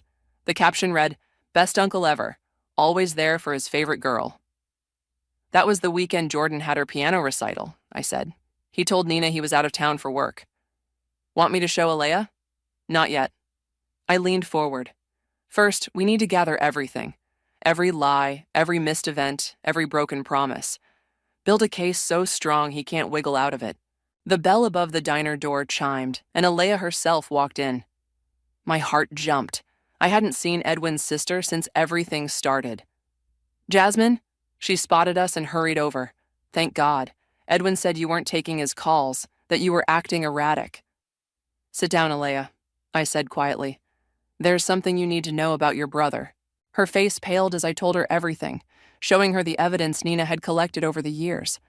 When I finished, she sat in stunned silence. I have a niece, she finally whispered. All this time? A niece your brother has been systematically disappointing for 14 years, Taylor added. That father-daughter dance, Alea said slowly. He insisted on taking my Emma because he said he never had a daughter of his own. He looked me in the eye and... She grabbed her purse and stood up. I need to see her. Alea, wait. No, you don't understand. Every Christmas, every birthday, she should have been there, with family, with me. Her voice cracked. Take me to her, please. I texted Nina, who agreed to meet us at her apartment. When we arrived, Jordan was doing homework at the kitchen table. She looked up, confused at the stranger in tears staring at her. Jordan, I said gently, this is your Aunt Alea. Oh my God, Alea breathed. You look just like our mom. Jordan stood awkwardly, unsure what to do. Alea stepped forward, then stopped herself. I'm so sorry, she said. I'm so sorry I didn't know, that I wasn't there. It's not your fault, Jordan mumbled. No, but I'm going to make it right. Alea turned to Nina. Every family gathering from now on, you both are invited. No more secrets, no more exclusion. Nina's eyes welled up. That would mean a lot to Jordan. My phone buzzed. Edwin calling again. This time I answered and put it on speaker. Jasmine, this has gone too far, he started. You need to come home so we can... She's with me, Edwin, Alea cut in, at Nina's apartment, with my niece. Silence. Your niece, she continued, voice shaking. The one you've been hiding from us for 14 years. The one you abandoned to take Emma to father-daughter dances. Alea, you don't understand. I understand perfectly. You're a coward. She looked at Jordan, who was watching with wide eyes. But I'm not, and I'm done keeping your secrets. She hung up before he could respond. Within minutes, his text messages started flooding in. Don't do this. We can talk about this. You're destroying our family. Alea read them aloud, laughing bitterly. He destroyed it himself, lie by lie. What happens now? Jordan asked quietly. Now, I said, we show everyone exactly who your father is. No more hiding, no more excuses. He'll try to stop us, Nina warned. Let him try. Alea pulled out her phone. I'm calling Mom and Dad right now. They deserve to know they have another grandchild. As Alea stepped into the hallway to make the call, Taylor squeezed my hand. You okay? I nodded, watching Jordan show Nina her homework. For the first time in weeks, I actually am. Everything's finally clear. What do you mean? I mean I'm done being married to a man who could do this to his own child. I twisted my wedding ring off my finger. I'm done being complicit in his lies. Nina looked up, meeting my eyes. She nodded slightly, understanding passing between us. Edwin thought he was losing control of his narrative. He had no idea what was coming next. The truth was about to become very, very public. Edwin's parents arrived at Nina's apartment like a storm, his mother Barbara bursting through the door with tears streaming down her face. "Where is she? Where's my granddaughter?" Jordan stood frozen in the kitchen doorway as Barbara rushed toward her, enveloping her in a hug. Edwin's father, Robert, stood back, his face ashen. "You look just like Edwin's grandmother," Barbara sobbed. "All this time, all these years." "Mom, give her some space," Alea said gently, pulling her mother back. "This is overwhelming for everyone." Robert finally spoke, his voice rough. "Nina, we had no idea. The things Edwin told us about you." "What did he tell you?" I asked, though I already knew the answer. "That you didn't want us involved," Barbara said, wiping her eyes. "That you threatened legal action if he told anyone about Jordan." Nina's laugh was hollow. "Of course he did. Anything to make himself look like the victim." "I have proof," I said, pulling out my phone. "Every message, every broken promise, every lie. Would you like to see?" They did. For the next hour, we showed them everything. The missed birthdays, the canceled plans, the elaborate excuses. With each revelation, Robert's face grew darker. "The cruise we took last summer," Barbara whispered. "He said he couldn't afford child support because business was slow, but he paid for our entire family to—" "That's not even the worst part," Alea cut in. "Tell them about the father-daughter dance, Jasmine." By the time we finished, Robert was pacing the small living room. "Where is he? Where's my son?" "Probably at our house," I said. "Hiding." "Not anymore." Robert pulled out his phone. "Edwin, family emergency. Nina's apartment, now. No excuses." 20 minutes later, Edwin walked in, stopping short at the sight of his entire family. "What is this?" he demanded. "This," Robert's voice was deadly quiet, "is the moment you face what you've done." "Dad, whatever they told you—" "Sit down." Robert pointed to the empty chair. "And for once in your life, tell the truth." Edwin sat, his eyes darting around the room. "I can explain everything." "Explain what?" Barbara's voice shook. "How you kept our granddaughter from us? How you chose vacations over child support?" "Or how about," Alea added, "how you took Emma to that dance instead of attending Jordan's recital?" "I was trying to protect everyone," Edwin started. "Protect us from what?" Jordan's voice cut through the room. She stood straighter, braver than I'd ever seen her. "From loving me?" "Princess, I told you not to call me that." She stepped forward. "You know what hurts the most? Not the broken promises or the lies. It's that you had love to give. You just chose not to give it to me." The room fell silent. Edwin's face crumpled. "I wasn't ready," he whispered. "I wasn't ready to be a father." "But you were ready to be an uncle?" Alea scoffed. "Ready to play dad to my daughter while ignoring your own?" "That was different." "How?" Nina demanded. "How was it different?"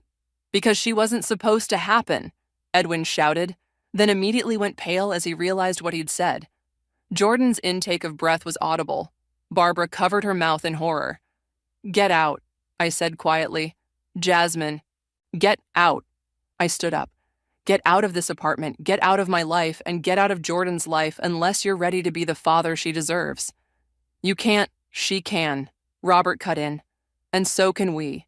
You're not welcome at family gatherings until you make this right. Really right." Edwin looked around the room, searching for an ally and finding none. Finally, he stood up. "This isn't over," he said. "You're right," I replied. "Divorce papers will be ready Monday." He slammed the door on his way out. As soon as he was gone, Jordan collapsed into Nina's arms, sobbing. "I'm so sorry, baby," Nina whispered, stroking her hair. Barbara moved to embrace them both. "We're here now. We're not going anywhere." I felt a hand on my shoulder. "Robert." "Thank you," he said gruffly, "for bringing this family together, even as it falls apart." "It's not falling apart," Alea said. "It's rebuilding, the right way this time." Looking around the room, at Nina comforting Jordan, at Barbara making plans for family dinners, at Robert wiping away tears, I realized Alea was right. Sometimes things have to break completely before they can be fixed properly. And Edwin? He'd just broken everything beyond his ability to manipulate it back together. The truth was out. All of it. And there was no going back. The divorce papers sat on Edwin's desk like a bomb waiting to detonate. He stared at them, then at me, his face cycling through shock, anger, and finally, desperation. "You're really doing this?" he asked. "Sign them." "We can work this out," he pleaded. "Couples therapy, family counseling, whatever you want." "It's not about what I want anymore." I pushed the papers closer. "It's about what Jordan needs." "Jordan?" He laughed bitterly. "The girls turned my whole family against me. My own parents won't take my calls." "You did that yourself." His office door opened, and Alea walked in without knocking. "Is he still making excuses?" "What are you doing here?" Edwin stood up. "This is between me and my wife." "Soon-to-be ex-wife," I corrected. "And Alea's here as a witness, along with some other people." On cue, Nina walked in with Jordan. Behind them came Robert and Barbara, then Taylor. Edwin's face went pale. "What is this? An intervention?" "Actually, yes." Alea perched on his desk. "See, big brother, we've been talking about all the lies, all the manipulation, and we think it's time you heard what that's done to everyone in this room." "I don't have to listen to this." "Yes, you do," Robert's voice boomed. "Sit down, son." Edwin sat. Barbara went first, pulling out a photo album. "Every Christmas, every birthday, every family vacation. There's a hole in these photos where Jordan should have been. You stole those memories from us." "Mom, I'm not finished." She turned to Jordan. "I missed 14 years of your life. I can never get those back." Alea stepped forward. "Remember Emma's dance recital last spring, when you played Proud Uncle? That same day, Jordan was competing in a debate tournament. She won first place, but you weren't there to see it." "How was I supposed to be in 2 places?"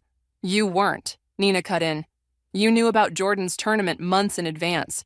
You chose the recital because it was easier, because Emma didn't come with complications and guilt."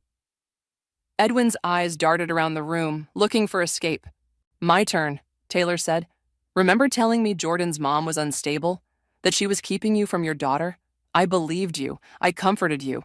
Meanwhile, Nina was working 2 jobs to support the child you abandoned." "I sent money." "Sometimes," Nina corrected, "when it was convenient, when it didn't interfere with your vacations or your image." Finally, Jordan stepped forward. My heart ached at how adult she looked in that moment. "You know what I tell people when they ask about my dad?" she said quietly. "I tell them I don't have one, because that hurts less than explaining that my father chooses not to be in my life." "Jordan, please." "I used to make up stories," she continued. "Tell my friends you were a secret agent or working overseas. Anything was better than the truth, that you just didn't want me." Edwin's shoulders slumped. "That's not true." "Then prove it," I said, sliding the divorce papers closer. "Sign these, and then prove it. Be a real father. No more lies, no more excuses." "What are you saying?" "I'm saying sign the papers, then make a choice. Either be fully present in Jordan's life, reliable, honest, committed, or stay away completely. She deserves better than your half-hearted attempts." Edwin picked up the pen, his hand shaking. "If you sign," Alea added, "we'll help you rebuild these relationships. But if you keep lying, keep manipulating, you'll lose us all." He looked around the room one last time, perhaps hoping someone would save him from this moment. No one did. The scratch of pen on paper was deafening. "Now what?" he asked, voice small. "Now," Robert said, "you start proving to your daughter that she matters, that she's not a mistake or an obligation, but a gift you've been taking for granted. And if you fail again," Barbara added, "if you hurt her one more time, you'll answer to all of us." Edwin nodded slowly, finally looking defeated. "Jordan," he said softly, "I'm sorry. I know that's not enough, but—" "You're right," she cut him off. "It's not enough, but it's a start." As everyone filed out of the office, I lingered behind. Edwin looked up at me, and for the first time, I saw real remorse in his eyes. "I really messed up, didn't I?" "Yes," I said simply, "but you can choose to do better. For her sake, I hope you do." I walked out, leaving him alone with his choices and their consequences. In the hallway, Jordan waited with Nina. You okay? I asked her. She nodded, then surprised me with a hug. Thank you, she whispered, for making him face it. Sometimes I realized the biggest act of love is forcing someone to face their failures, and sometimes the greatest revenge is simply telling the truth. 3 months after the intervention, I sat in the bleachers watching Jordan's volleyball game. Nina was on one side of me, Barbara on the other. Alea sat behind us with Emma, who had become inseparable from her newfound cousin. He's late, Nina muttered, checking her phone. Again. Edwin had promised to be here, had sworn this time would be different. The game started. Jordan kept glancing at the gym entrance between serves. Did he at least text? Barbara asked. Nothing, I replied. Halfway through the first set, the gym door opened. Edwin walked in, trying to be subtle and failing miserably. Jordan missed her serve, her eyes locked on her father. 20 minutes late, Alea hissed. Better than last time, I guess. Edwin made his way to our section, but before he could sit down, Nina stood up. Outside, she said. Now. They walked out, leaving the rest of us to watch Jordan try to focus on her game. Through the gym windows, we could see Nina gesturing angrily. Should someone... Barbara started. No, I cut in. Nina needs this. 5 minutes later, they returned. Edwin's face was red, and Nina looked satisfied. What did you say to him? I whispered as she sat back down. That if he can't show up on time, don't show up at all. Jordan needs consistency, not half-hearted efforts. The game continued. Jordan's team won the first set, largely thanks to her serves. During the break, she jogged over to us. You came, she said to Edwin, her voice carefully neutral. I promised I would. He cleared his throat. You're playing really well. I'm team captain now. Since when? Since last month, Barbara cut in. When she led them to regionals. We were all there. Remember the video I sent you? Edwin shifted uncomfortably. Right. Sorry, I've been busy with work. Don't, Jordan interrupted. Just don't make excuses. Either be here or don't. She jogged back to her team, leaving Edwin looking like he'd been slapped. She's right, you know, Alea said quietly. The excuses only make it worse. The second set started. This time, Edwin watched intently, even cheering when Jordan scored. But during a timeout, his phone rang. He stepped away to answer it. Here we go, Nina muttered. Edwin returned, already gathering his coat. There's an emergency at work. No. I stood up, blocking his path. You're not doing this to her again. Jasmine, I have to... Look at her. I pointed to Jordan, who was watching us with that all-too-familiar look of disappointment. Really look at her. Is your emergency worth breaking her heart again? He hesitated, then sat back down. I'll handle it later. Good choice, Barbara said firmly. Jordan's team won the match. As people started filing out of the gym, she approached us again, still in her uniform. We're going for pizza to celebrate, she said. Would you like to come, Dad? The invitation hung in the air. Everyone held their breath. Edwin glanced at his phone, then put it away. I'd love to. At the pizza place, I watched Edwin actually try for the first time. He asked Jordan about school, about volleyball, about her friends. She answered cautiously at first, then with growing animation. Remember that science project I told you about? She asked him. The one with the solar system. I don't think you mentioned it. Oh, her face fell slightly. Right, that was last month. I got an A. Tell him about the presentation, Emma piped up. The one where you made the planets light up. As Jordan explained her project, Edwin's phone buzzed repeatedly. He ignored it. I'd like to see it, he said when she finished. The project, if you still have it. Really? Her whole face lit up. It's at Mom's. I could show you tomorrow. Tomorrow's Saturday, Nina reminded her. You have debate club. After that, Jordan said quickly, maybe Dad could come watch the debate first? Everyone turned to Edwin. This was the moment, another promise to either keep or break. He nodded slowly. What time? 9 a.m., Jordan said. You have to be on time. It's important. I'll be there at 8:30, he said. Front row. As we left the restaurant, I overheard Jordan talking to Nina. Do you think he'll really come? I don't know, honey, but he's trying. Yeah, Jordan said softly. I guess he is. I watched them drive away, thinking about karma and second chances. Edwin had a long way to go to earn back trust, but tonight was a start. Tomorrow would tell if he meant it. The morning of the debate competition, I arrived at the school auditorium at 8:15. Nina and Jordan were already there, setting up note cards at their assigned podium. "Has he called?" I asked Nina. She shook her head. "Nothing." 8:25. Jordan kept glancing at the entrance. 8:30. Barbara and Robert arrived, followed by Aaliyah and Emma. 8:40. The debate coach started gathering the participants. "He's not coming, is he?" Jordan's voice cracked. Before anyone could respond, the auditorium doors burst open. Edwin rushed in, slightly out of breath but wearing a suit and tie. "I'm here," he called out. "I made it." "You're late," Jordan said, but she was smiling. "Traffic was terrible, but I left early just in case." He held up a small gift bag. "And I brought something." Jordan opened the bag and pulled out a silver necklace with a star pendant. "Your grandmother, my mom, wore this during her first debate competition," Edwin explained. "She gave it to Aaliyah, who gave it to Emma. Now it's yours." Barbara gasped softly. Aaliyah squeezed Emma's hand. "Really?" Jordan touched the pendant carefully. "Really?" Edwin took the necklace and fastened it around her neck. "Break a leg up there, kiddo." The debate began. Jordan was brilliant, her arguments clear and passionate. Every time she scored a point, Edwin cheered louder than anyone. During a break, Nina leaned over to me. "He's different today. Let's hope it lasts." The final round came down to Jordan's team versus the defending champions. When Jordan delivered her closing argument, Edwin was on the edge of his seat. "The judges have reached a decision," the moderator announced. Jordan's team won. The auditorium erupted in cheers. Edwin jumped up shouting, "That's my daughter!" As medals were being awarded, Edwin's phone rang. He glanced at it, then declined the call. "Work?" I asked. "They'll survive without me." He smiled.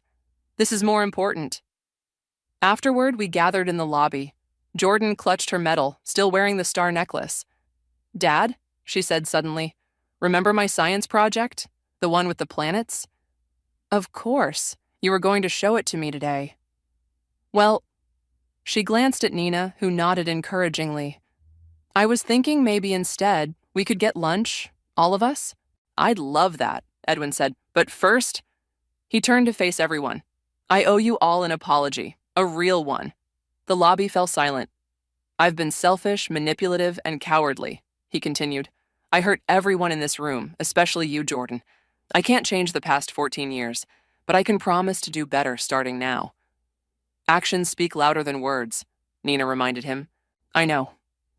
He pulled out his phone and opened his calendar. "That's why I've already blocked out every Thursday evening for Jordan's volleyball games, and every other Saturday for whatever she wants to do.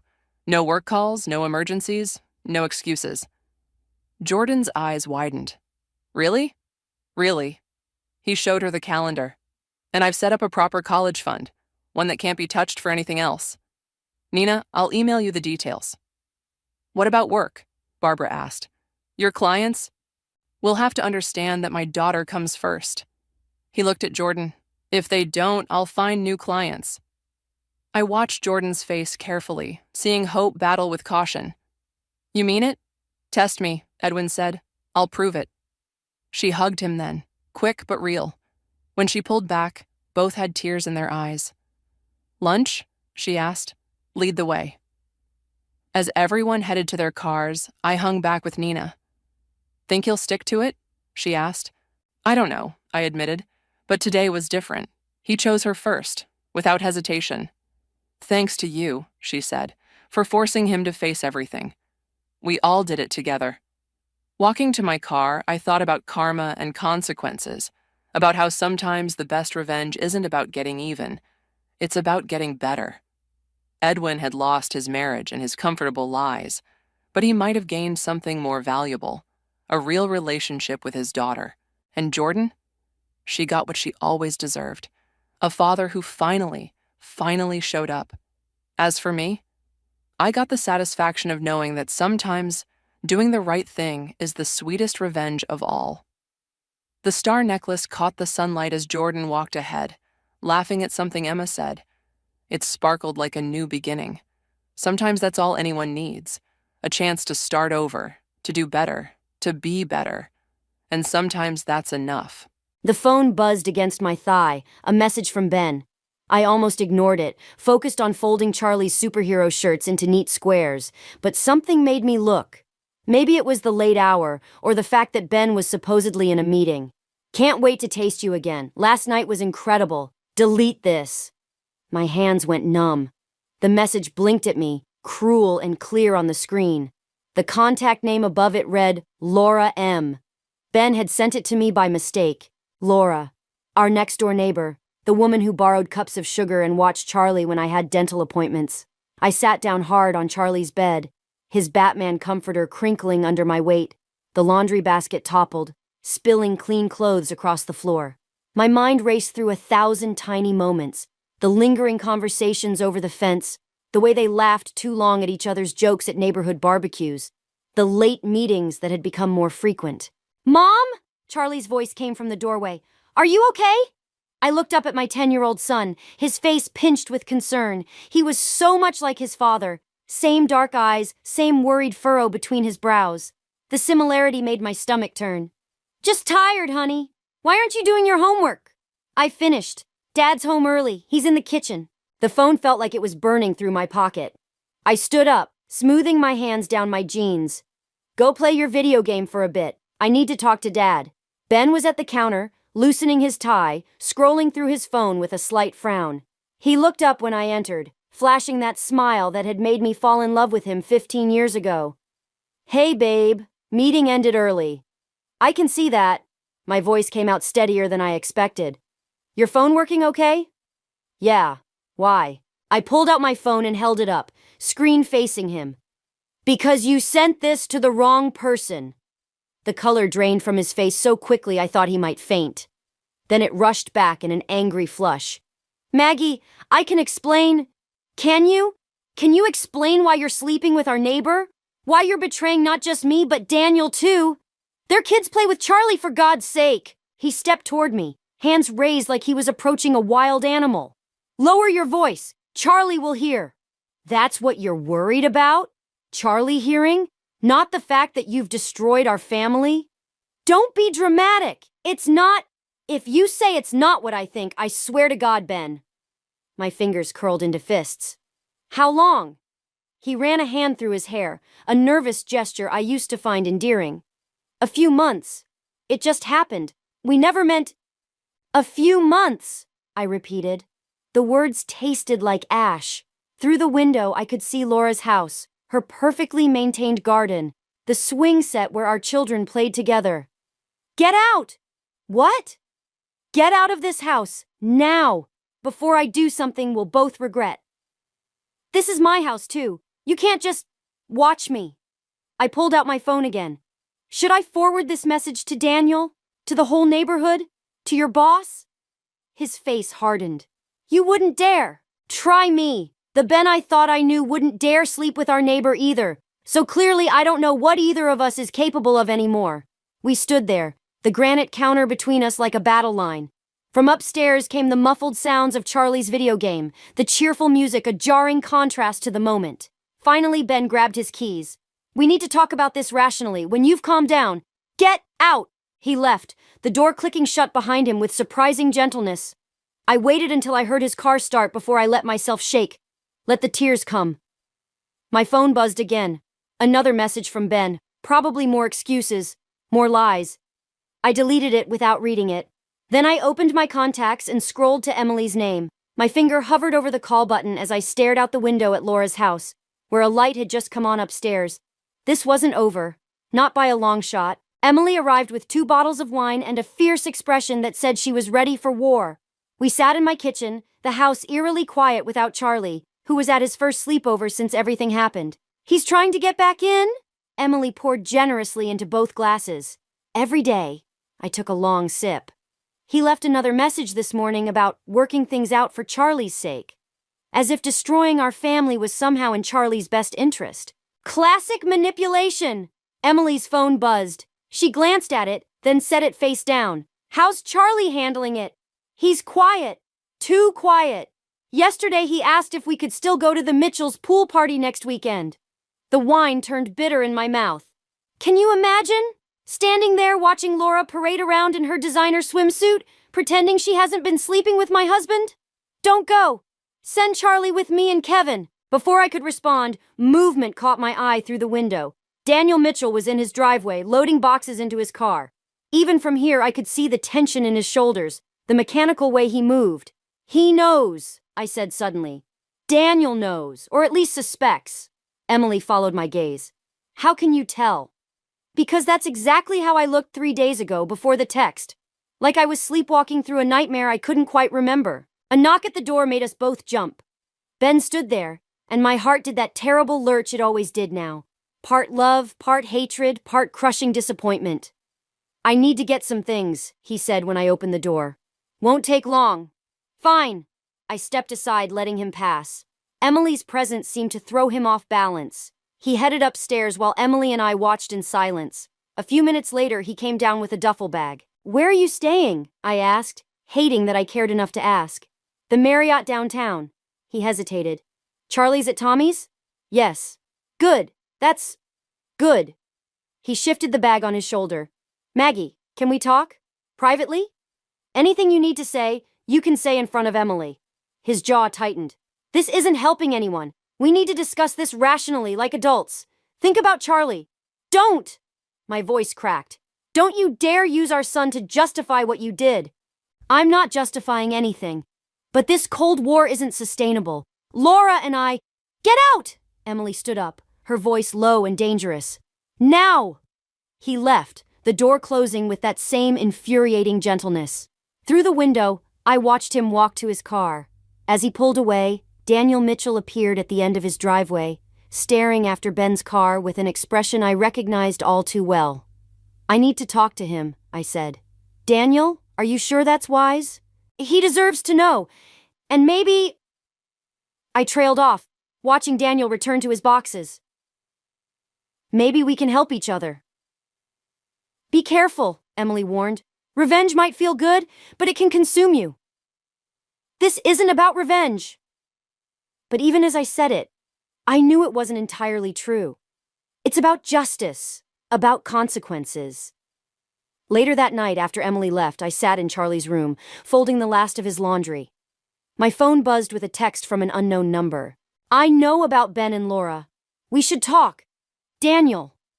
I stared at the message for a long time, thinking about consequences and justice and the thin line between the two. Through the window, I could see Laura's silhouette moving behind their bedroom curtains, probably getting ready for bed, probably thinking she was safe in her perfect little world.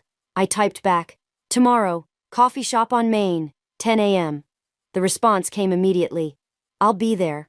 I put the phone down and picked up Charlie's favorite stuffed dinosaur, the one he'd had since he was 3. Everything I did now would affect him, would shape his understanding of love and trust and family. But so would letting Ben and Laura's betrayal go unpunished.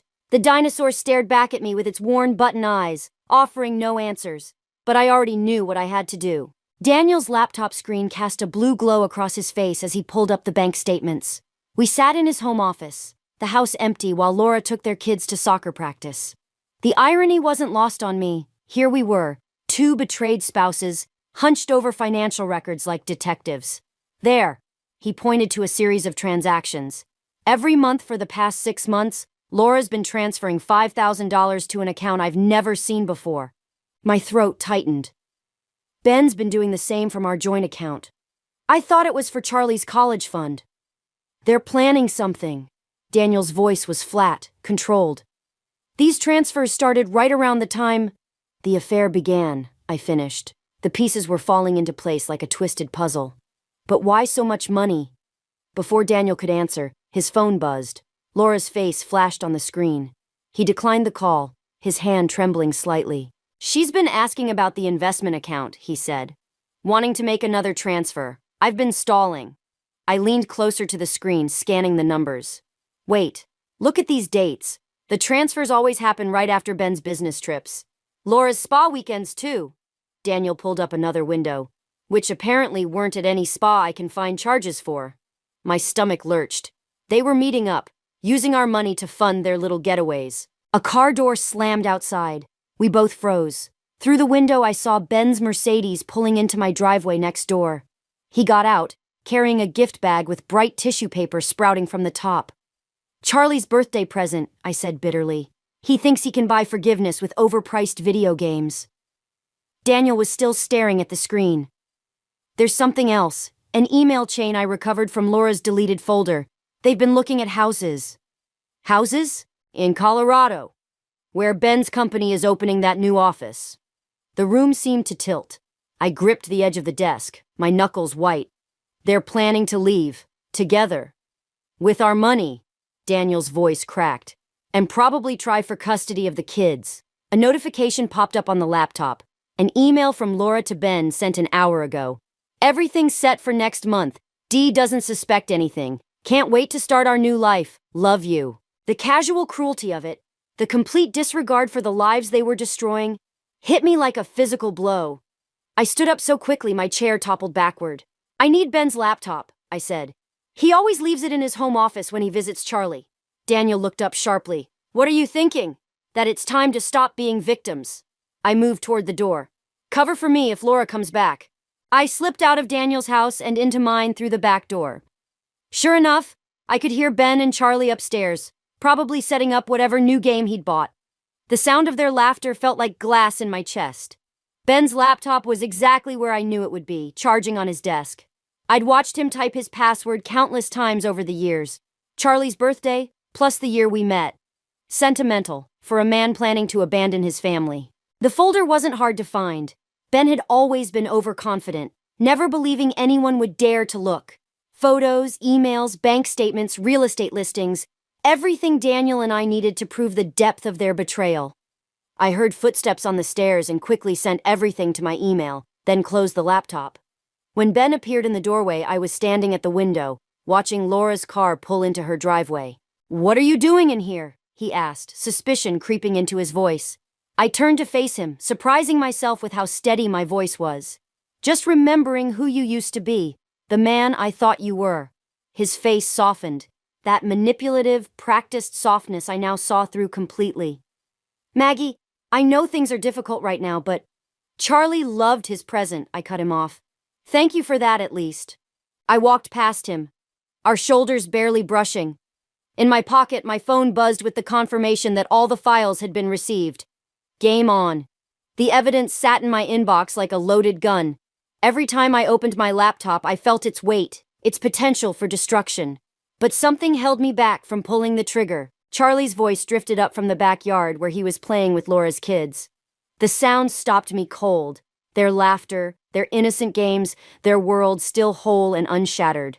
My phone buzzed. "Daniel, Laura's asking about the investment account again? Getting suspicious? We need to move soon." I watched through the window as Charlie showed Laura's youngest how to catch a baseball. The sight of them together made my chest ache. One revelation, and all of this would end, not just for Ben and Laura, but for their children too. The doorbell rang. Emily stood there with a determined look and a manila envelope. "You need to see this," she said, pushing past me into the kitchen.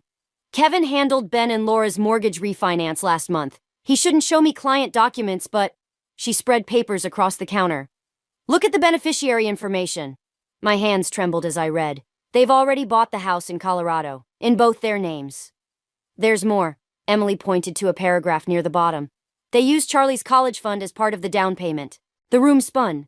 I gripped the counter, my knuckles white. That money was for his future. "Maggie!"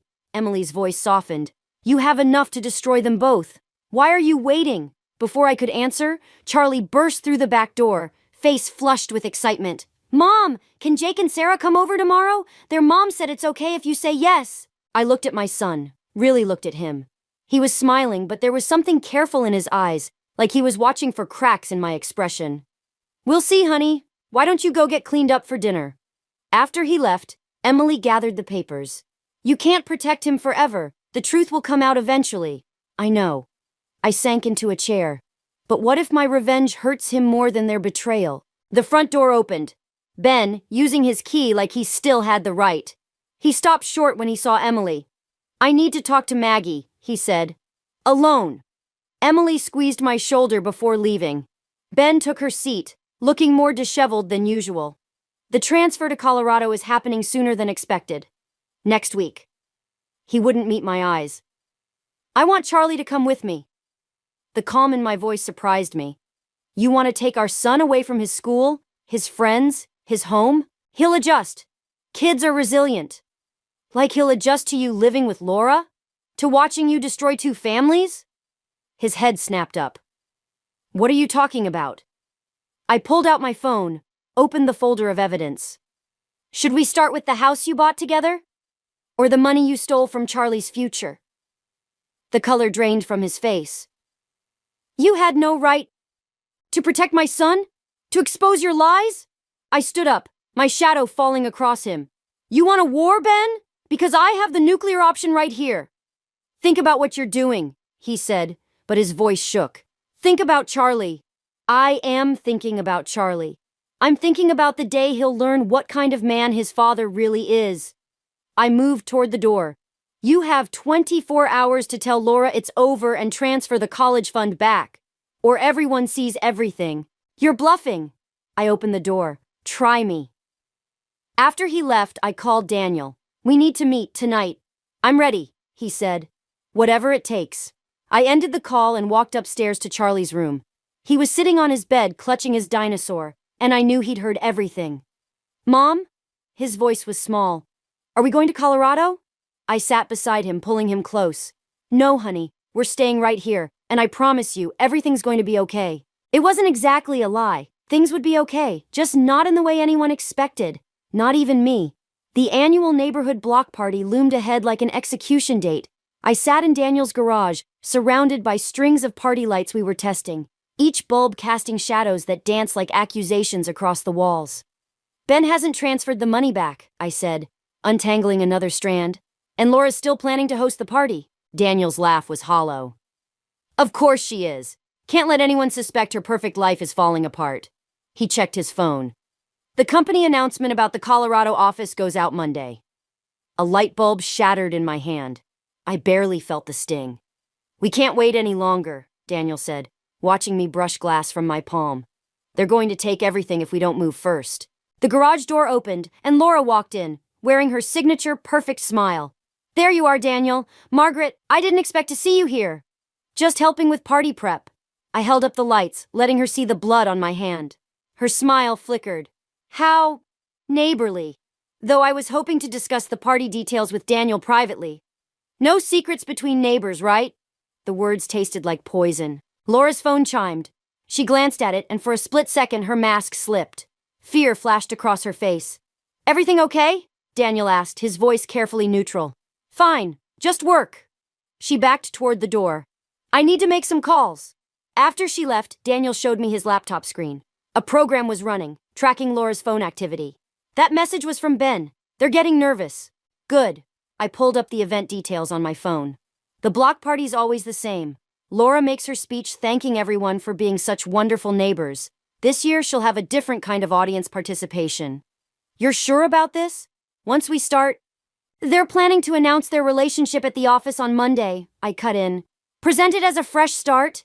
2 people who found love and handled things responsibly. They'll paint us as the bitter exes who couldn't let go. A car door slammed next door. Through the window I saw Ben entering our house. My house. Probably for another attempt at manipulating Charlie. Did you see the latest transfer? Daniel pulled up the bank records. They're moving more money, faster now. My phone buzzed with a text from Charlie. Dad says we're having a family meeting tonight. Do I have to go? Another message followed from Ben. We need to discuss Charlie's future, all of us. Bring Laura's mortgage paperwork if you want to talk about that too. The threat was clear. They were done waiting. The party's tomorrow, I said, standing up. Time to give them the audience they deserve. I walked home, each step feeling heavier than the last. Through the kitchen window, I could see Ben sitting with Charlie at the dinner table, probably spinning more lies about our happy future in Colorado. Emily's words echoed in my head. You can't protect him forever. My phone buzzed again, Daniel sending the final piece of evidence we'd uncovered. An email chain between Ben and Laura discussing how to handle the unfortunate necessity of separating their children from their unstable parents. They weren't just planning to take our money and our dignity. They were going to take our children. I opened the door, watching Ben's face shift from fatherly concern to calculated wariness. Charlie looked between us, clutching his dinosaur like a shield. "Perfect timing," Ben said.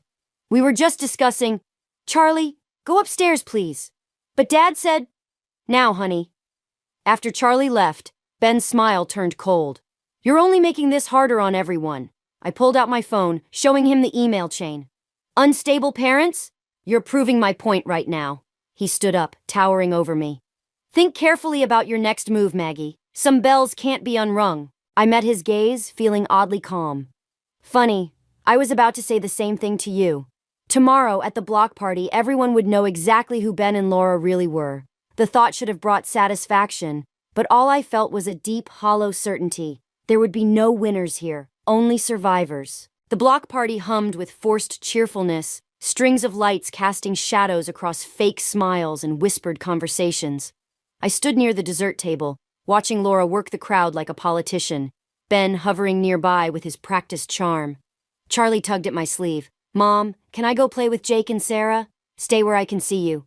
My voice sounded distant, even to myself. Emily appeared at my elbow, gripping a wine glass too tightly. "Daniel's ready? Are you sure about this?" Before I could answer, Laura clinked her glass, gathering everyone's attention. "Thank you all for coming to our annual neighborhood celebration." I felt the USB drive in my pocket like a burning coal. Daniel stood by the makeshift stage, laptop ready, waiting for my signal. "Our community is built on trust, friendship, and family values," Laura continued, her perfect smile never wavering. "Now," I whispered into my phone.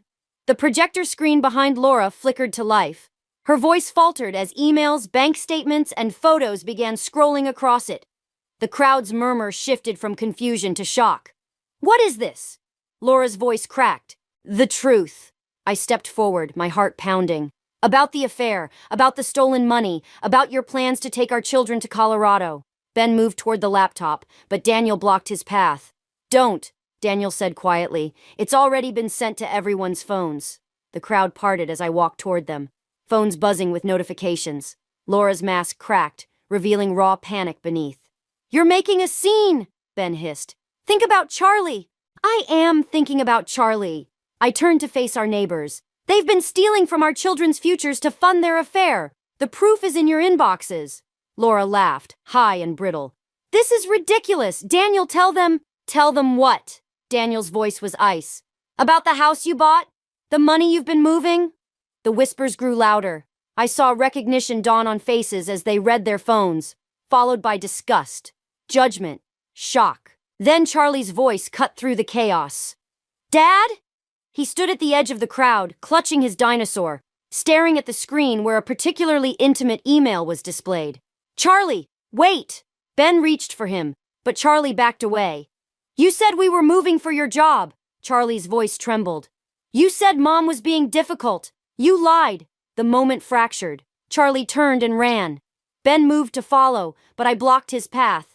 "Haven't you done enough?" Laura grabbed my arm. "You've ruined everything." "No," I said, shaking her off. "You did that yourselves." But as I turned to follow Charlie, Ben's voice stopped me cold. "I've already filed for emergency custody, claiming emotional instability. This little stunt proves my point." The ground seemed to tilt beneath my feet. Through the crowd's shocked murmurs, I heard Laura add, "We have character witnesses, documentation, your obsession with revenge, your erratic behavior." Emily stepped forward. "You manipulative." "Save it," Ben cut her off. "The hearing's Monday. Should be interesting. Explaining to a judge how you stalked and harassed us, invaded our privacy, turned our children against us." I looked around at the faces of our neighbors, some sympathetic, others uncertain, a few already turning away. What had seemed like justice now felt like a noose tightening around my neck. "You won't win," I said, but my voice shook. Ben's smile was almost pitying. "I already have. Come on, Laura." They left together, heads high, leaving me standing in the wreckage of my plan. Daniel touched my shoulder, but I barely felt it. "Mom?" Charlie's voice came from behind me, small and lost. "Are they really taking me away?" I turned to face my son, seeing the fear in his eyes, and realized with crushing clarity what I'd done. In my quest for justice, I'd given them exactly what they needed to destroy me. The party lights flickered overhead, casting alternating light and shadow across the scattered remains of my revenge, while somewhere in the distance, thunder rolled, a warning too late to heed. The courthouse hallway stretched before me like a gauntlet. Ben and Laura stood at the far end, heads bent together in conversation. Emily squeezed my hand before taking her seat on the witness bench. Ready? Daniel appeared beside me, holding a manila envelope. I nodded, watching Charlie through the window as he sat in the waiting area with Emily's husband, Kevin. My son hadn't spoken much since the block party, but his silence said everything. Mrs. Davis? My lawyer approached, frowning at her phone. There's been a development. Laura Mitchell wants to speak with you, alone. Ben's head snapped up at Laura's approach, his face darkening. Laura, don't— Enough, Ben! Her perfect mask had cracked, revealing something raw underneath. She gestured to an empty conference room. Inside, Laura paced like a caged animal. I'm pregnant. The words hit like a physical blow. Is it Ben's? Yes, she laughed, brittle and sharp. Found out yesterday. Convenient timing, right? Another weapon for the custody hearing. Why are you telling me this? Because I saw Charlie's face at the party. She stopped pacing. I saw what we did to him. What we're still doing. Before I could respond, the door opened. Ben stood there, fury radiating off him in waves. Whatever you're thinking, don't, he warned Laura. I found something else yesterday, too. Laura pulled out her phone, hands shaking. While packing for Colorado, tell her about the offshore accounts, Ben. The ones you've been moving company money into. The color drained from Ben's face. You're lying. Am I? She turned to me. He's been embezzling for years. The house, the affair, it was all funded with stolen money. I have proof. Shut up! Ben grabbed for the phone, but Daniel appeared in the doorway, blocking his exit. The company's already investigating, Daniel said quietly. Anonymous tip. Ben's facade crumbled. In that moment, I saw him clearly. Not the charming man I'd married, but a cornered animal, desperate and dangerous. You really want to do this? He turned to me. Fine, let's tell the judge everything. How you hacked my computer. How you and Daniel conspired. Tell them. Charlie's voice came from behind Daniel. He stood there, clutching his dinosaur, eyes bright with tears and determination. I'll tell them too. About the lies. About Colorado. About everything. Charlie, go back outside, Ben ordered. No. Charlie stepped into the room. I heard you and Laura talking last week. About the money. About making Mom look crazy so you could take me away. Laura pressed her phone into my hand. Everything's here. The accounts, the transfers, the emails, planning it all. I'm done protecting him. You'll lose everything, Ben hissed at her. I already have. She rested a hand on her stomach. But I won't let you destroy anyone else. The bailiff appeared in the doorway. Judge is ready. I looked at the phone in my hand, then at Charlie's determined face, and finally at Ben, the man who'd thought he could take everything from me. The hearing's canceled, I said. We're going to the police instead, right now. You can't. Watch me. I turned to my lawyer. Call the district attorney and the SEC. Ben lunged for the phone, but Daniel caught him. In the struggle, Charlie's dinosaur fell, splitting open along a seam. Papers spilled out. Documents Charlie had been secretly collecting, overheard conversations he'd written down, dates and times of suspicious calls. My son had been building his own case all along. Ben sagged in Daniel's grip, seeing the evidence of his son's quiet rebellion. Laura was already talking to the bailiff, confessing everything. I knelt beside Charlie, gathering his scattered notes. Why didn't you tell me? You were protecting me, he said simply. I wanted to protect you, too. Outside the conference room, I heard the growing commotion as police arrived. Ben's carefully constructed world was crumbling, but Charlie's hand was warm in mine, anchoring me to what really mattered. Sometimes the best revenge isn't about destroying your enemies. It's about protecting what they never truly valued in the first place. The moving boxes made our living room look smaller. Charlie sat cross-legged on the floor, carefully wrapping his dinosaur collection in newspaper. Through the window, I could see Daniel loading his own moving truck, heading for a fresh start on the other side of town. Found something, Charlie said, pulling a crumpled paper from inside his favorite T-Rex. Another one of his secret notes, dated from before everything fell apart. I sat beside him, smoothing out the page. His childish handwriting documented a conversation between Ben and Laura about their Colorado dreams, followed by a simple question. Why isn't Mom enough? I don't need this anymore, Charlie said, balling up the paper. We're okay now, right? The newspaper headline on the coffee table caught my eye. Tech executive faces embezzlement charges. Ben's corporate headshot stared back at me, his practiced smile now seeming hollow. We're more than okay, I said, helping Charlie wrap another dinosaur. We're free. The doorbell rang. Laura stood there looking different, softer somehow, her perfect facade replaced by something more human. Her pregnancy was starting to show. The company's releasing the recovered funds, she said, holding out an envelope. Your portion of what Ben stole. Daniel has his too. I took the envelope without opening it. How are you doing? Taking it day by day. She touched her stomach. The baby deserves better than a prison visiting room, but she'll know the truth when she's old enough. No more perfect lies. Charlie appeared in the doorway. Is it a girl? Laura nodded, tears threatening.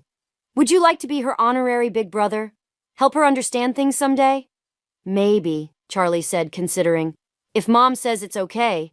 The simple trust in his voice made my throat tight. After everything, he still looked to me for guidance, for protection. We'll see, I said. One day at a time. After Laura left, I found Charlie in his room, placing his last dinosaur in a box. The empty house next door cast long shadows across his wall. Mom? He held out a sealed envelope. I wrote this during the court stuff, when I was scared about everything. Inside was a letter, written in his careful school penmanship. Dear Mom, I know you think you have to be strong all the time, but I saw you crying when you thought I was asleep. It's okay. You taught me that being strong means telling the truth, even when it hurts. You're the strongest person I know. Love, Charlie. I didn't give it to you then, he said, but I want you to have it now. I pulled him close, breathing in the familiar scent of his hair. Outside, a moving truck engine started, Daniel beginning his own journey toward healing. Emily's car pulled into our driveway, right where Ben's Mercedes used to park. She'd been helping us pack, preparing for our move to the smaller house across town. Not running away, just starting fresh. Ready for pizza? She called through the window. Kevin's bringing Charlie's favorite, Charlie brightened. Can we eat it picnic style, since all the furniture's packed? Perfect idea. As Charlie ran downstairs, I looked around his half-packed room. The dinosaur collection was safely boxed, but one remained on his windowsill. The T-Rex with the split seam, the one that had carried his secret evidence. He'd repaired it carefully, the stitches small and precise. Like the dinosaur, we weren't broken anymore. Changed, scarred maybe, but stronger where we'd been mended. I picked up another box, feeling its weight. Not just possessions, but memories. Lessons learned, truths finally spoken. Below, Charlie's laughter mixed with Emily's voice, the sound of our chosen family coming together. Some would call it karma, how everything turned out. But standing there, surrounded by the pieces of our new life waiting to be unpacked, I realized it was something simpler. It was justice, yes. But more than that, it was freedom. The freedom to be imperfect, to be honest, to be ourselves. And that was better than any revenge could ever be. Money has a way of revealing people's true nature, especially when it belongs to someone else. I learned this the hard way when my husband Michael called me at work, his voice dripping with that fake sweetness I'd grown to despise. Elena, darling, we need to discuss tonight's dinner arrangements. I pressed my phone closer to my ear, already sensing the trap beneath his words. What arrangements? I've invited the entire family to LeBlanc. Mother and father are flying in specially for this. You'll need to cover the expenses. About $25,000 should do it. The number hit me like a slap. $25,000? Are you insane? Now, darling, don't be difficult. I've already made the reservations. You wouldn't want to embarrass me in front of everyone, would you? I gripped my desk, knuckles white. My credit card is maxed out, Michael. You know this because you're the one who maxed it. His laugh crackled through the phone, sharp and dismissive. Oh, that old story again? I told you I'd pay you back. Besides, you have other cards, which I've canceled. The words came out before I could stop them. The silence that followed was deafening. When he spoke again, his voice had lost all pretense of warmth. You did what? You heard me. I canceled them all except one, and that's for emergencies only. You stupid bitch. The mask dropped completely now. Do you have any idea what you've done? I needed those cards. I felt a strange calm settle over me.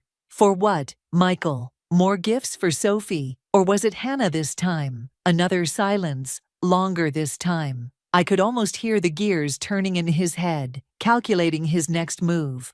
I don't know what you're talking about, he said finally, his voice steady but strained. But you will show up tonight, and you will find a way to pay for this dinner. Otherwise, I'll make sure everyone knows exactly what kind of woman you really are. I laughed, surprising myself with how hollow it sounded. And what kind of woman is that? A paranoid, controlling wife who can't handle her husband's success. I wonder what mother will think when she hears about your little jealous fantasies. Margaret, his mother, had always taken his side. Even when the evidence of his lies stared her in the face, she'd find ways to excuse him. Robert, his father, wasn't much better. Too wrapped up in his business empire to notice his son's growing web of deceit. Fine, I said, my voice eerily calm. I'll be there, 8 o'clock, right? 7:30? Don't be late.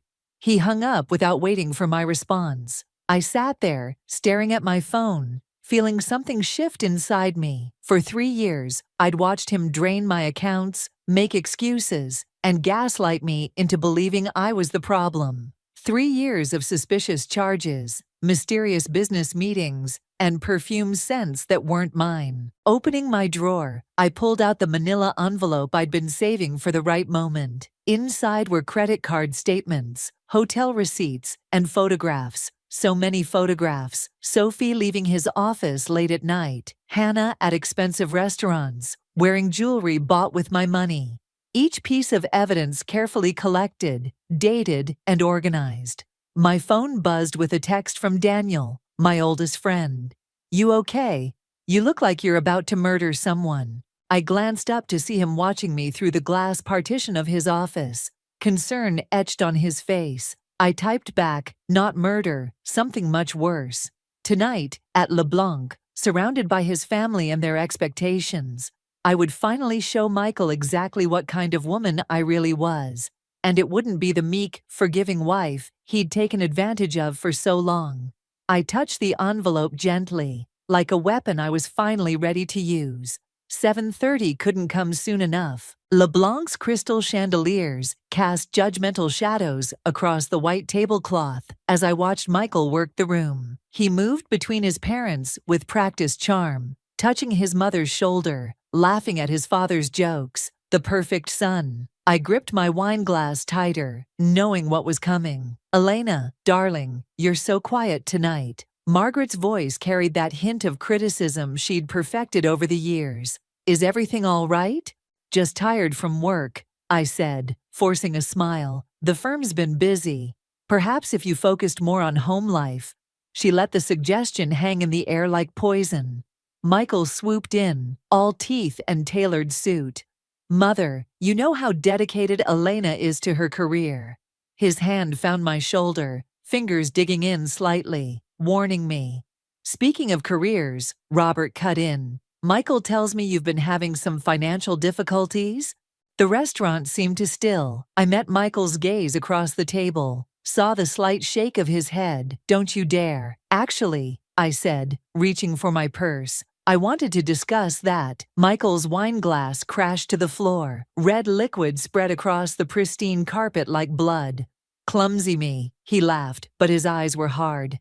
Elena, help me clean this up. He practically dragged me toward the restroom corridor, grip bruising my arm. What do you think you're doing? Telling the truth for once? I yanked free. Someone has to. You embarrass me tonight, and I swear. You'll what? Max out another of my cards? Sleep with another colleague? His face went still. That dangerous stillness I'd learned to recognize. You're hysterical. This is exactly why I can't trust you with our finances. Our finances, I laughed. You mean my savings that you've been bleeding dry? Everything I've done has been for us, for our future. He stepped closer, voice dropping. But you're too selfish to see that. Michael, Margaret's voice, floated from around the corner. Is everything okay? He immediately softened his expression. the mask sliding back into place. Fine, mother. Elena's just feeling unwell. I watched him transform, saw how easily he switched between personas. It made me sick. Back at the table, Robert was deep in conversation about the company's latest acquisition. The merger's going through next month. Michael's been instrumental in making it happen. Yes, I said, unfolding my napkin. He's been working very late hours recently, especially with Sophie in accounting. Michael's fork clattered against his plate. Margaret frowned. Sophie? I don't believe I've met her. Oh, she's quite memorable, I continued, ignoring Michael's glare. Blonde, 28, favors Cartier jewelry, particularly the bracelet Michael bought her last month. Elena, Michael's voice was warning thunder. Or was that for Hannah? I get confused sometimes, tracking all these charges. Robert's bushy eyebrows drew together. What exactly are you implying? Nothing, father, Michael cut in. Elena's been under a lot of stress lately, imagining things. Am I? I pulled out my phone, scrolling through photos. Should we discuss the hotel receipts, the mysterious weekend conferences that only you seem to attend? Margaret's hand flew to her throat. Michael, she's lying, he snapped, but sweat beaded his forehead. She's always been jealous of my success. Success? I felt eerily calm now. Is that what we're calling fraud these days? The word hung in the air like a death sentence. Robert's face darkened. What fraud? Michael stood abruptly, his chair scraping back. This dinner is over. Elena's clearly not well. Sit down. Robert's voice cut through the restaurant's murmur. Both of you. I watched Michael's face as he slowly sank back into his chair. For the first time, I saw fear crack through his perfect facade. Now, Robert continued, someone is going to tell me exactly what's going on with my company's finances. I reached for my purse, where the manila envelope waited. Michael's hand shot out to stop me, but it was too late. The evidence of his betrayal was already spreading across the pristine tablecloth, like the wine stain on the carpet behind us. Sometimes karma needs a little push, and I was done being patient. The silence in Robert's home office felt like a noose tightening. I watched him examine each credit card statement, each hotel receipt, his face growing darker with every page. Michael sat beside me, leg bouncing, his usual swagger replaced by something closer to fear. $200,000. Robert's voice was deadly quiet, transferred from company accounts to personal expenses over the past year. I can explain, Michael started, but Robert held up his hand. To jewelry stores, hotels, restaurants. He picked up a particular receipt. A weekend at the Four Seasons, under business development. Margaret stood by the window, her back to us all. She hadn't spoken since we'd left the restaurant. The company's doing well, Michael said. I've earned some perks. Perks? Robert slammed his hand on the desk. You're stealing from your own family. I pulled out my phone, scrolling to a specific email. There's more. Michael lunged for my phone, but I was faster. Elena, don't. An email from Sophie to Hannah, I read, my voice steady despite my racing heart, discussing how to divide their bonuses from Michael. Margaret turned sharply. What bonuses? Hush money, I said, to keep quiet about their affairs. You're lying, Michael's voice cracked. She's making this up, mother. You know how jealous. Stop. Margaret's voice was ice. I saw the way Sophie looked at you at the Christmas party. I didn't want to believe. A knock at the door made us all jump. Ethan, Michael's business partner, stepped in, his face grim. Sorry to interrupt, but we have a situation. The SEC is asking questions about recent transfers. The color drained from Michael's face. What questions? They've flagged several large transactions as suspicious. Something about patterns consistent with embezzlement. Robert stood slowly, his hands shaking. You didn't just steal from us. You put the entire company at risk. I was going to pay it back. Michael's composure finally shattered. Everything was under control until he jabbed a finger at me, started meddling. Under control. I pulled out one final document. Like the gambling debts you've been hiding? Margaret gasped. Robert snatched the paper from my hands, his eyes widening as he read. $500,000. His voice was barely a whisper. To underground betting rings. Michael slumped in his chair, defeated. I had a system. I just needed more time. Time, Ethan interrupted. We don't have time. The SEC wants answers by Monday. Get out. Robert's voice was like gravel. Get out of my house, and don't come back until you've spoken to our lawyers. Father, please, now. Michael stood on shaky legs, looking to his mother for support. But Margaret had turned back to the window, shoulders shaking with silent sobs. As he stumbled toward the door, he paused beside me. You've destroyed everything, he hissed. I hope you're happy. I met his gaze steadily. No, Michael, you did this yourself. I just showed everyone who you really are. After he left, Robert collapsed into his chair, suddenly looking every one of his 62 years. Elena, I owe you an apology. We all do. Don't. I stood, gathering my things. I didn't do this for apologies. I did it because someone had to stop him. What happens now? Margaret asked, finally turning to face us. Ethan cleared his throat. The company will need to conduct an internal audit, and Michael, well, he'll likely face criminal charges. I headed for the door, pausing with my hand on the knob. There's a recording, I said quietly, of Michael threatening me when I discovered the first affair, and documentation of every unauthorized charge, every manipulation. When you're ready to move forward with legal action, call me. As I walked to my car, my phone buzzed with a text from Daniel. You okay? I looked back at the house, where I'd just destroyed my husband's carefully constructed world of lies. The strange thing was, I didn't feel victorious, just tired, and ready for whatever came next. No, I typed back, but I will be. Because this wasn't the end. It was just the beginning of Michael's long fall from grace, and I intended to watch every moment of it. The police station's fluorescent lights made everything look sickly and unreal. I sat across from Detective Morris, watching her flip through the evidence I'd gathered against Michael. My hands wouldn't stop shaking, even though I'd rehearsed this moment countless times. Mrs. Anderson, she said, setting down a particularly damning bank statement. This goes beyond simple fraud. I know, my voice sounded hollow, even to me. We're looking at potential money laundering, tax evasion, and, she paused, studying a new document. Connections to illegal gambling operations. Your husband's been busy. The word husband made my stomach turn. Ex-husband, soon.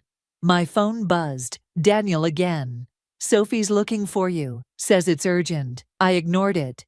Sophie could wait. I'd given her enough already. The recordings, the paper trail, her precious immunity deal. Detective Morris leaned forward.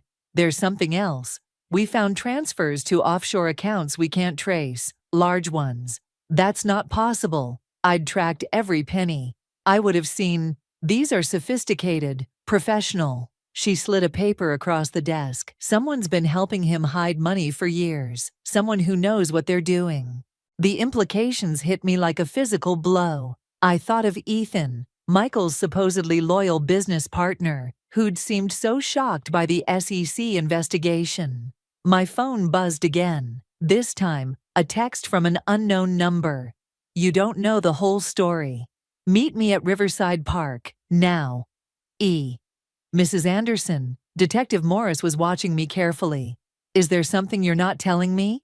I stood, gathering my coat. I need some air. We're not finished.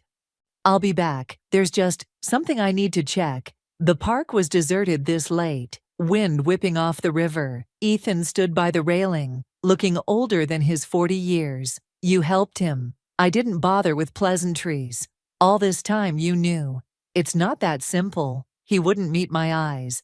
Michael has something on me, on all of us. What do you mean, all of us? The company's been dirty for years, Robert included. He laughed bitterly. Why do you think Michael got away with so much? His father taught him everything he knows. My world tilted sideways. Robert, the stern patriarch who'd seemed so shocked by his son's crimes. You're lying. Check the offshore account, ending in 4891. That's where the real money is. Robert's retirement fund, built on decades of fraud. My phone buzzed again. Sophie. Michael knows you're talking to the police. He's going to pin everything on you. Claims you were the mastermind. Has documents to prove it. Why are you telling me this? I asked Ethan. Because tomorrow, the SEC isn't just coming for Michael. They're coming for all of us. He handed me a USB drive. This has everything. Every transaction. Every player. Including proof that you had nothing to do with it. Why help me now? Because you're the only one who tried to stop it. He turned to leave, then paused. Elena, be careful. Michael's not the only one with something to lose. I drove home in a daze. The USB drive, burning a hole in my pocket. My phone kept buzzing. Daniel, Sophie, unknown numbers. I ignored them all. At home, I poured a glass of wine with trembling hands and plugged in the drive. Document after document filled my screen. Each one worse than the last. Robert's signature, Margaret's silent complicity, Ethan's careful bookkeeping, a family business built on lies, with Michael as just the latest in a long line of corrupt inheritors. A knock at my door made me jump. Through the peephole, I saw Margaret, her face streaked with tears. Elena, please, we need to talk. I rested my forehead against the door, thinking of all the times she'd defended Michael. All the years she'd known exactly what was happening. Elena, her voice cracked. They're arresting Robert tomorrow. Michael's threatening to tell them everything. About all of us. About you. I thought of Detective Morris, waiting for my return. Of the evidence I'd so carefully gathered, never realizing I was only seeing the surface of a much darker truth. My phone buzzed one final time. Michael. Last chance to make a deal, darling. Meet me at midnight, or everyone goes down, including you. I looked at the USB drive, then at my phone. In trying to expose one man's lies, I'd stumbled into a conspiracy that could destroy everyone involved, myself included. The question was, how far was I willing to go to see justice done? The hotel bar was nearly empty when Sophie slid into the seat beside me. Her designer perfume couldn't mask the fear rolling off her in waves. They're watching all of us, she whispered, fingers trembling around her martini glass. Michael's not just angry anymore, he's desperate. I studied her perfectly manicured nails, remembering the credit card statements for the salon visits I'd paid for. Why should I care? Because Hannah's dead. The words hung between us like smoke. My glass stopped halfway to my lips. Car accident. Sophie continued, her voice barely audible. Last night. Very convenient timing, don't you think? My phone buzzed. Daniel, where are you? Michael's looking for you. He's not alone. What did Hannah know? I asked Sophie, ignoring the message. Everything. She glanced over her shoulder. The offshore accounts, the gambling debts, the real reason Robert's been moving money through shell companies. She was going to talk to the SEC. The bartender drifted closer. Sophie fell silent until he passed. Michael called me this morning, she said.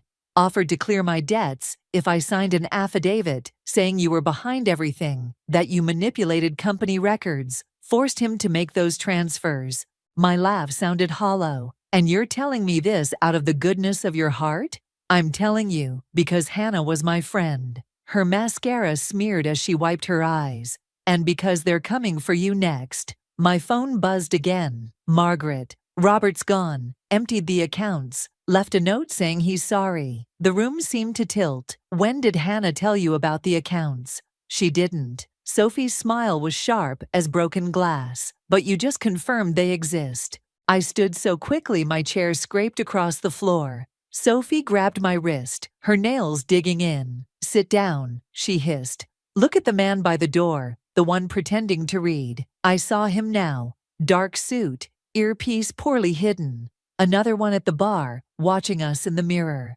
Michael's not working alone anymore, Sophie said. The people he owes money to, they want their investment protected. Hannah threatened that protection. My phone, unknown number. Your friend Daniel is very cooperative when properly motivated. Midnight, the old warehouse. Come alone. Let go of my arm, I said quietly. Sophie released me, leaving crescent marks in my skin. You started this war, Elena. Did you really think there wouldn't be casualties? I walked out, forcing myself not to run. The man by the door spoke into his sleeve as I passed. In the parking lot, a black SUV idled 2 spaces from my car. My phone rang. Michael. Hello, darling. His voice was silk over steel. Having drinks with friends? What did you do to Daniel? Nothing permanent, yet. A pause. You know, it's funny. All this time trying to expose my secrets, and you never wondered about your precious friend's connection to everything. What are you talking about? Ask him about the offshore account transfers. Ask him who really helped set them up. Michael's laugh was soft. Oh, wait, you can't. He's a bit tied up at the moment. The SUV's engine revved. Midnight, Elena, bring the USB drive and every copy of the evidence you've collected, or Daniel won't be the only one paying for your curiosity. The line went dead. I sat in my car, hands gripping the wheel, mind racing. Daniel, my oldest friend, my confidant through all of this, had he been playing both sides? Another text from Sophie. Whatever you're thinking of doing, don't. Hannah thought she could outsmart them too. I started the engine, watching the SUV pull out behind me in the rearview mirror. 6 hours until midnight. 6 hours to decide who to trust, who to sacrifice, who to save. My phone buzzed one last time. Ethan. SEC moved up the timeline. They're raiding the offices tomorrow morning. Whatever you're going to do it now. I thought of Hannah, of Daniel, of all the pieces I'd thought I understood. The revenge I'd wanted had seemed so simple at first. Now it was a hydra, growing 2 new heads for everyone I cut off. The SUV stayed 3 cars behind as I drove, its headlights watching like patient eyes. I had until midnight to make a choice. Save myself, save Daniel, or burn the whole thing down and hope I survived the flames. The warehouse waited in the distance, a dark promise against the setting sun. The warehouse air reeked of rust and betrayal. Daniel sat tied to a chair in the center, his face a mess of bruises. 2 men in dark suits flanked him, while Michael leaned against a stack of crates, examining his phone with casual indifference. Right on time, he said, not looking up. Did you bring it? I held up the USB drive. Let him go first. That's not how this works anymore. Michael finally met my gaze, and I saw something new there, something unhinged. Show me what's on it. One of the suits produced a laptop. I plugged in the drive, watching Michael's face as he scrolled through the files. His expression darkened. Where are the offshore accounts, the transfer records? Gone. I forced myself to smile. Just like Robert. Michael's hand shot out, grabbing my throat. Don't play games with me, not now. Michael, Daniel's voice was hoarse. She doesn't know everything. I never told her. Shut up. Michael's grip tightened. You had one job. Keep her distracted, keep her close, feed me information. And you couldn't even do that right. The truth hit me like a physical blow. Daniel's constant support, his convenient presence throughout my investigation. I'd been so blind. Elena. Daniel's eyes were pleading. I had to. They threatened my family. But I tried to protect you. By helping them track me, my laugh came out as a wheeze against Michael's grip. By reporting every move I made? Enough. Michael released me, turning to the suits. Search her car. She must have backup copies somewhere. As they left, Michael's phone buzzed. His face went pale as he read the message. The SEC. He threw the phone against the wall. They're moving in tonight. Someone tipped them off. His eyes narrowed. What did you do? Nothing. I rubbed my throat. But Sophie's been busy. Sophie. For the first time, real fear crossed his face. What are you talking about? Check your precious offshore account, the one ending in 4891. I watched comprehension dawn. She transferred everything an hour ago to Hannah's sister. Hannah's dead, he snapped. Yes, and her sister's a federal prosecutor. I felt a cold satisfaction seeing him unravel. Sophie made a deal, full immunity in exchange for everything she knows. which is apparently a lot more than you thought. Michael lunged for me, but Daniel somehow broke free, tackling him. They crashed into the crates as the suits rushed back in, weapons drawn. "Nobody move," one shouted. But Michael was beyond reason. He grabbed something from the fallen crates, a metal pipe, and swung it at Daniel's head. The crack echoed through the warehouse. Daniel crumpled. "No!" I screamed, running to him. Blood pooled beneath his head. "It's your fault," Michael was saying, his voice distant and strange. "All of this. You couldn't just stay quiet, play your part. Now look what you made me do." Sirens wailed in the distance. The suits exchanged glances and fled, leaving Michael standing over us, pipe still in hand. "They're coming for you," I said, cradling Daniel's motionless form. "All of them. SEC, FBI, Hannah's sister. It's over." "Nothing's over." He raised the pipe again. "I can still fix this. One more accident, one more loose end." The warehouse doors burst open. Margaret stood there, holding a gun with shaking hands. "Michael," she said, her voice breaking. "Put it down." "Mother?" He laughed, high and unnatural. "Come to save your precious daughter-in-law?" "I came to stop you from becoming your father." She stepped closer. "Robert killed himself an hour ago, in a hotel room in Singapore. I won't watch you follow him." Michael's face contorted. "You're lying." "The notes in my car, along with copies of everything. Every crime, every cover-up, going back 30 years. Her finger tightened on the trigger. "Drop it, Michael, please." The pipe clattered to the floor. As police lights flooded the warehouse, I held Daniel's cooling body and watched my husband collapse into himself, becoming something small and broken under the weight of his own destruction. The revenge I'd wanted had cost me everything. Daniel, my safety, my belief in justice. And as the officers swarmed in, I realized the true price of vengeance wasn't paid by its target, but by everyone caught in its wake. The night wasn't over, but I was. The courthouse corridor felt like a funeral home. I sat on the hard bench, watching Michael pace in his expensive suit, all his swagger reduced to nervous energy. The SEC investigation had frozen his accounts, but Lily's diamond bracelet still glinted on her wrist as she whispered in his ear. Sophie appeared at the far end of the hall, flanked by federal agents. Her designer heels clicked like a countdown. "Last chance, Elena." Michael's voice was low, desperate. "Tell them you orchestrated everything. I'll make sure you're taken care of. Like you took care of Hannah." His face twitched. Lily stepped back, suddenly uncertain. "Michael," she asked, "what's she talking about?" "Nothing, darling. Elena's just bitter." "Show her the phone, Lily." I stood, feeling strangely calm. "The one he bought you last week. Check the GPS history for the night Hannah died." Lily's perfectly manicured hands trembled as she pulled out her phone. Michael lunged for it, but one of the agents stepped between them. "That's enough, Mr. Anderson." Margaret's voice cut through the tension. She approached from the courtroom, holding a manila envelope. "The judge is ready for us." "Mother, please." Michael's mask cracked completely. "You can't do this to your own son. You did this yourself." She handed the envelope to the federal prosecutor. "Everything's here. 30 years of fraud, including Robert's suicide note. And this," she pulled out a single photograph, "is from the traffic camera near Hannah's accident." The image showed Michael's car, the timestamp matching the night of Hannah's death. "You said you were with me that night," Lily whispered, backing away. "You said—" "He says a lot of things."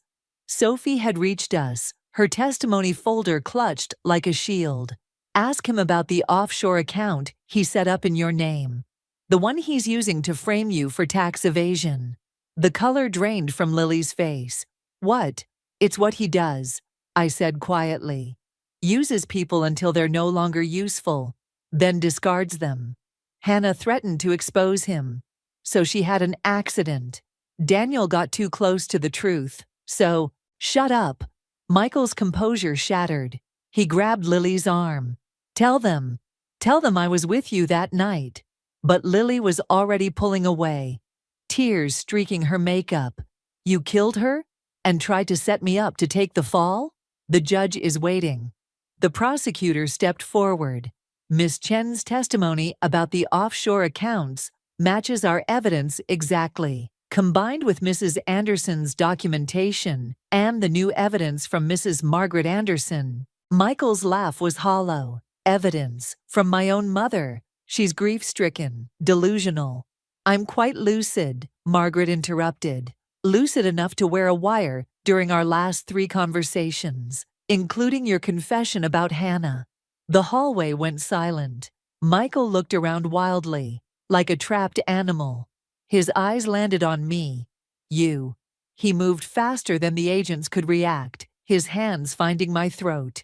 You turned them all against me. Then Lily's phone clattered to the floor, video playing. Michael's own voice confessing to Hannah's murder. GPS data confirming his location. He'd accidentally recorded everything on the phone he'd given her, thinking he was covering his tracks. The agents pulled him off me as he screamed accusations, his carefully constructed world crumbling around him. Lily fled down the hallway, Sophie smirked, and Margaret just looked tired. The thing about lies, Michael, I rasped, rubbing my throat, is that they multiply, like a cancer, until they destroy everything they touch. Mrs. Anderson? The prosecutor gestured toward the courtroom. We're ready for your testimony.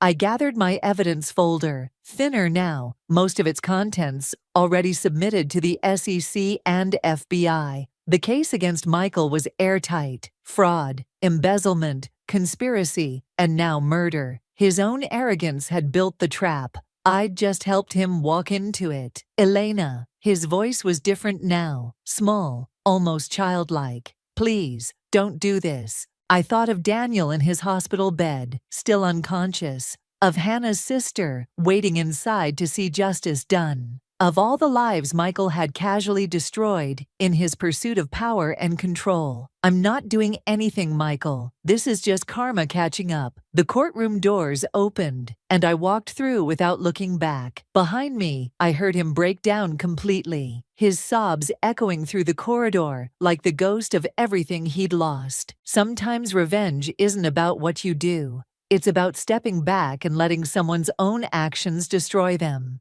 The prison visiting room smelled of disinfectant and defeat. Michael sat across from me in his orange jumpsuit, the confident mask finally stripped away. Through the window behind him, snow fell on the exercise yard, covering everything in clean white silence. 20 years, he said, his voice hollow, plus restitution. I placed the divorce papers on the metal table between us. Sign them. His hand trembled as he reached for the pen. Was it worth it? Destroying everything we built. We didn't build anything, Michael. You constructed a fantasy, and I lived in it until I couldn't anymore. The pen scratched across paper. Each signature felt like a key turning in a lock. Daniel's awake, I said, watching his reaction. He remembers everything. Michael's pen paused. I never meant to get caught, to kill Hannah, to ruin your father. I collected the signed papers. That's the problem. You never meant for any of it to happen, but you kept making choices that led here. Elena, he reached across the table, but I pulled back. What happened to us? You happened to us. And now you're happening to yourself. Outside, Margaret waited in her car, engine running against the cold. She'd aged years in months, but her eyes were clearer now. It's done? She asked as I slid into the passenger seat. I nodded, watching the prison shrink in the side mirror. He signed everything, the restitution agreement, too. Hannah's sister gets control of the recovered assets.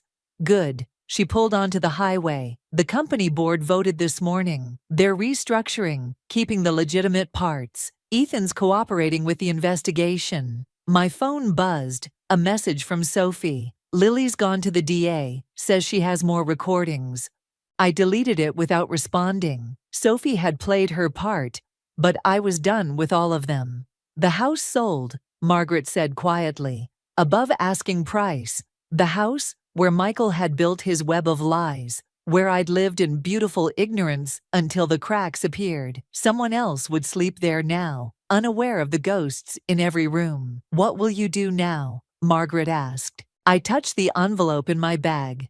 Not the divorce papers, but the other one. The one containing proof of my own secret. Documentation of every dollar I'd managed to recover. Traced through shell companies and offshore accounts. Money that even Michael didn't know existed, hidden by Robert before his death. "Start over," I said. "Somewhere new," she nodded, understanding more than I'd said. "You know, revenge is supposed to feel empty. That's what they say, that it doesn't bring peace. This isn't about peace. I watched the snow erase the world outside. It's about truth. Everything hidden eventually comes to light." My phone buzzed again. "Daniel. Coffee tomorrow. Doctor says I can have visitors now." I hesitated, then typed back. "Rain check. Taking care of something first." Because Daniel had betrayed me too, even if he'd had his reasons. Even if he'd tried to protect me in the end. Some bridges, once burned, should stay ashes. Margaret pulled up to the airport departures terminal. "You don't have to disappear," she said. "Not everyone in your life was false." No, I gathered my single bag. But everyone was changed by it. She touched my arm before I could leave. "The board transferred the recovered funds to your account this morning. Robert's hidden assets, legitimately claimed. You could rebuild here." I thought of Michael in his prison cell, of Sophie playing all sides, of Lily's desperate grab for immunity, of Daniel in his hospital bed, trying to make amends for choices that couldn't be undone. "Sometimes," I said, "rebuilding means walking away." The terminal was quiet, holiday travelers long gone. At the counter, my new passport waited, the final piece of preparation I'd made, while everyone else was focused on Michael's downfall. Because revenge wasn't just about destroying someone else's lies. It was about reclaiming your own truth. I checked in for a flight to a city I'd never seen, under a name that had never been touched by Michael's deceit. Behind me, Margaret's car disappeared into the snow, carrying the last witness to who I used to be. Sometimes the greatest revenge isn't what you take from others, but what you keep for yourself. The power to write your own ending. The raffle ticket trembled between my fingers as Dr. Stevens called out the winning numbers. One by one, they matched mine, each digit a tiny explosion in my chest. When he announced I'd won the luxury Napa Valley getaway, I couldn't stop grinning. 2 nights at the Golden Valley Resort, wine tastings, spa treatments, everything Brandon and I desperately needed. "Congratulations, Joy." My coworker Adam clapped me on the back. "About time something good happened around here." I clutched the golden envelope to my chest, already imagining Brandon's face when I surprised him. We hadn't taken a real vacation since our honeymoon 3 years ago. Between his demanding sales job and his mother's constant emergencies, we barely had time for date nights anymore. "He's going to flip," I said, more to myself than Adam. "In a good way, I hope." Adam's smile didn't quite reach his eyes. He'd heard enough of my marriage troubles over lunch breaks to fill a therapy session. I rushed home early, stopping to pick up Brandon's favorite takeout and a bottle of champagne. The house was quiet when I walked in. No mother-in-law camping on our couch or calling with her latest crisis. Perfect. Brandon came home late, as usual. His tie was loose, dark circles under his eyes. "Hey, babe," he mumbled, barely looking up from his phone. "I have amazing news." I set out the food, poured champagne. "Remember that company raffle?" He glanced up briefly. "The charity thing? I won. 2 nights at Golden Valley Resort in Napa, all expenses paid. Just you and me, next weekend." I held out the envelope like an offering. Brandon's fingers froze on his phone. "Next weekend?" "Yes, isn't it perfect? We can finally have that romantic getaway we've been talking about." He set his phone down slowly. "Joy, Mom's having her knee surgery next weekend. I told you I needed to be there for her recovery." The champagne bubbles turned sour in my stomach. "That's just a minor outpatient procedure. The doctor said she'd be fine in a day." "She needs me there. You know how she gets anxious about medical stuff since Dad died." "She has a whole church group ready to help her. And Tom."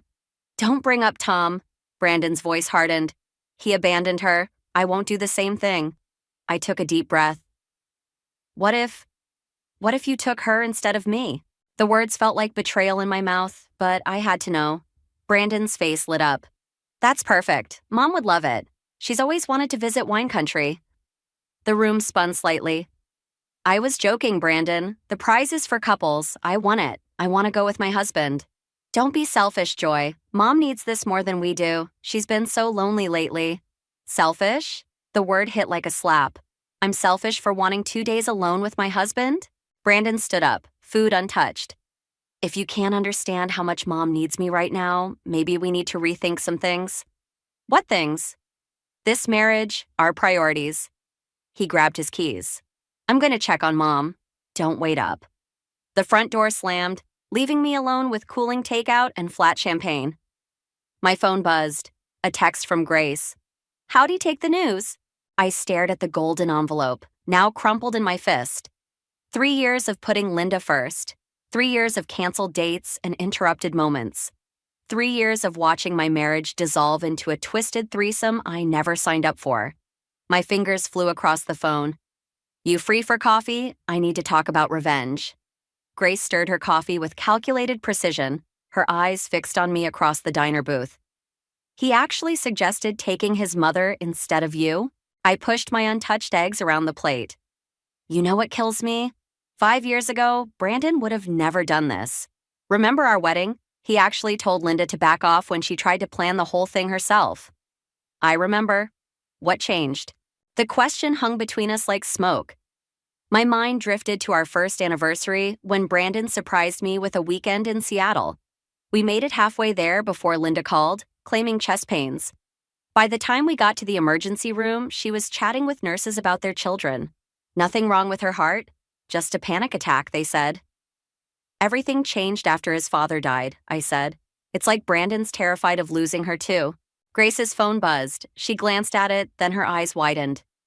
Speaking of Linda, isn't that her? I turned. Through the diner's front window, I watched my mother-in-law stride into the boutique across the street, looking remarkably spry for someone facing knee surgery next week. Let's follow her, Grace said, already reaching for her purse. What? No, that's exactly what we're doing. She threw down cash for our breakfast. Come on, Nancy Drew. We crossed the street, ducking into the boutique. Linda stood at a rack of designer dresses, holding up a sequined number that cost more than my monthly car payment. Can you believe Brandon? She was saying into her phone. Trying to waste that lovely prize on Joy when he knows I've always wanted to see wine country? Yes, I know the knee thing was last minute, but it worked, didn't it? My stomach clenched. Grace grabbed my arm, steadying me. Of course I feel bad, Linda continued, but what choice do I have? Ever since his father died, I've had to get creative to keep him close. You should have seen how he used to be with her, Sarah. Like I didn't even exist. The dress slipped from my numb fingers, hitting the floor with a soft thud. Linda spun around. Our eyes met. I'll call you back, she said quickly, ending the call. Her face transformed, concern replacing calculation. Joy, what a surprise. I was just looking for something to wear after my surgery. Funny, I said, my voice steady despite the rage building in my chest. I thought you'd be resting that knee. Oh, the doctor said light activity is good for circulation. She smiled, but her eyes darted toward the exit. I should get going. So much to do before next week. Like planning your wine tour? The color drained from her face. I don't know what you think you heard. I heard enough. I stepped closer. You're not having surgery at all, are you? Now, Joy, don't jump to conclusions. Brandon wouldn't like... Brandon isn't here. My voice dropped lower. But I am, and I heard everything. Linda's facade cracked. You don't understand. After Robert died, Brandon was all I had left. Then you came along, and suddenly he had someone else to care about. Do you know what that's like? To watch someone you love choose someone else? Yeah, Linda, I do. She reached for my arm. I stepped back. Please don't tell him, she whispered. He wouldn't understand. Grace appeared at my side, phone in hand. Too late, I recorded everything. Linda's eyes narrowed. You wouldn't dare. I thought about Brandon, about our ruined Seattle trip, about countless dinners interrupted by his mother's emergencies, about the way he looked at me last night, choosing her over me without hesitation. "You're right," I said. "I won't tell him? Yet. But that Napa trip, it's staying mine, and if you try to interfere, Brandon will hear exactly how creative you've gotten at keeping him close." I turned and walked out, Grace beside me, leaving Linda clutching her designer dress like a shield. Outside, my hands shook as I gulped the cool morning air. "That was badass," Grace said softly. "What now?" I watched Linda hurry out of the boutique, phone already pressed to her ear. Now we start planning that trip to Napa, and this time, I'm not taking no for an answer. The bank statement trembled in my hands as I stared at the series of transfers. $2,000 last month, $1,500 the month before, all to an account I didn't recognize. Our savings had been hemorrhaging money for months, and I'd finally discovered why. I called the bank. 5 minutes later, I had my answer. The account belonged to Linda Parker. The front door clicked open. Brandon walked in, whistling. He froze when he saw me at the kitchen table, papers spread out like evidence at a crime scene. "You're home early," he said. "Funny thing about that." I held up the statement. "I had to leave work when the mortgage company called. Apparently, we're 2 months behind on payments." The whistle died on his lips. "I can explain." "Please do. Explain why you've been sending thousands to your mother while we default on our house. She needed help with medical bills." "What medical bills, Brandon? The fake knee surgery?" The words shot out before I could stop them. His face darkened. "What are you talking about?" "I saw her yesterday, shopping for designer dresses, strutting around like a runway model. Some knee problem." "You're spying on my mother now?" "No, I'm discovering how deep her manipulation goes. And yours." Brandon slumped into a chair. "It's not what you think. After Dad died, after your father died, you became her emotional husband. I get it. But stealing from our future, that's crossing a line." "I didn't steal anything. It's our money." "Our money? When was the last time you consulted me about our money?" The silence stretched between us like a chasm. My phone buzzed. A text from Grace. "Found Tom's number. Want it?" Brandon noticed my expression change. "Who's that?" "Your brother." He shot up from his chair. "Stay away from Tom. He doesn't understand our family." "Maybe he understands more than you think." I stood, gathering the bank statements. "I'm going to Grace's tonight. Don't wait up." "Joy, wait." He grabbed my arm. "Mom needs us. She's all alone." "And whose fault is that?" I yanked free. "Did you ever wonder why Tom left? Why your father spent so much time at work? Why I'm leaving right now?" "You're not leaving. We can fix this." "Can we?" "Because from where I'm standing, there are 3 people in this marriage, and I'm the only one being honest." I walked out, my heart hammering. In my car, I texted Grace back. "Send Tom's number. Time to hear the other side of this story." An hour later, I sat across from Tom Parker in a quiet bar on the edge of town. He looked like Brandon, but harder, weathered by years of choosing freedom over family obligation. "So," he said, studying his whiskey, "little brother's following in mother's footsteps." "What do you mean?" "The money thing. It's how she controlled Dad, too. Emotional blackmail backed by financial manipulation. She'd spend recklessly, then cry about bills until he gave in. When he finally stood up to her, he trailed off. What happened? Heart attack at 55. Stress, the doctor said. But I knew better. Tom's knuckles whitened around his glass. Brandon was always her favorite, more pliable. After Dad died, I tried to warn him. He chose her side. Haven't spoken since. My phone lit up with Brandon's 10th message. Please come home. We can work this out. You know what the worst part is? Tom continued. She's not evil. She's just empty. Nothing's ever enough. Not Dad's love, not my independence, not Brandon's devotion. And now, not your marriage. How did you break free? He smiled grimly. I realized something. Sometimes loving someone means walking away, letting them face the consequences of their choices. I thought about the Napa tickets sitting in my purse, about Brandon's ultimatum, about years of putting Linda first. I have an idea, I said slowly, but I'll need your help. Tom leaned forward. I'm listening. It's time for a family reunion, one that forces everyone to face the truth, even if it breaks us all. 3 days at Grace's house turned into a week. Brandon's calls became less frequent, his messages shorter. Each one ended the same way. Mom needs me, never I need you, or come home. I threw myself into work, but even there, I couldn't escape. Adam caught me crying in the break room, staring at an old photo on my phone. Brandon and me in Seattle before we turned back. You look different there, Adam said, sliding a coffee across the table. Happy? I tried to smile. Real? He hesitated. Listen, there's something you should know. I overheard Brandon on a call yesterday during the client meeting. My stomach tightened. Brandon hadn't mentioned any meeting. He was talking about selling stocks, Adam continued. Something about needing quick cash for a down payment. Down payment? The coffee turned bitter in my mouth. What down payment? On a condo, for his mother. The mug slipped from my hands, shattering against the floor. Coffee spread like blood across the tiles. Joy, I have to go. I grabbed my purse, leaving the mess behind. 20 minutes later, I sat in our investment advisor's office, watching him pull up our accounts. The numbers confirmed my worst fears. Brandon had liquidated almost everything. The transfer started 3 months ago, the advisor explained. Mr. Parker said you were both aware. We weren't both anything. I stood up, the room spinning slightly. Thank you for your time. Outside, I called Tom. Did you know about the condo? What condo?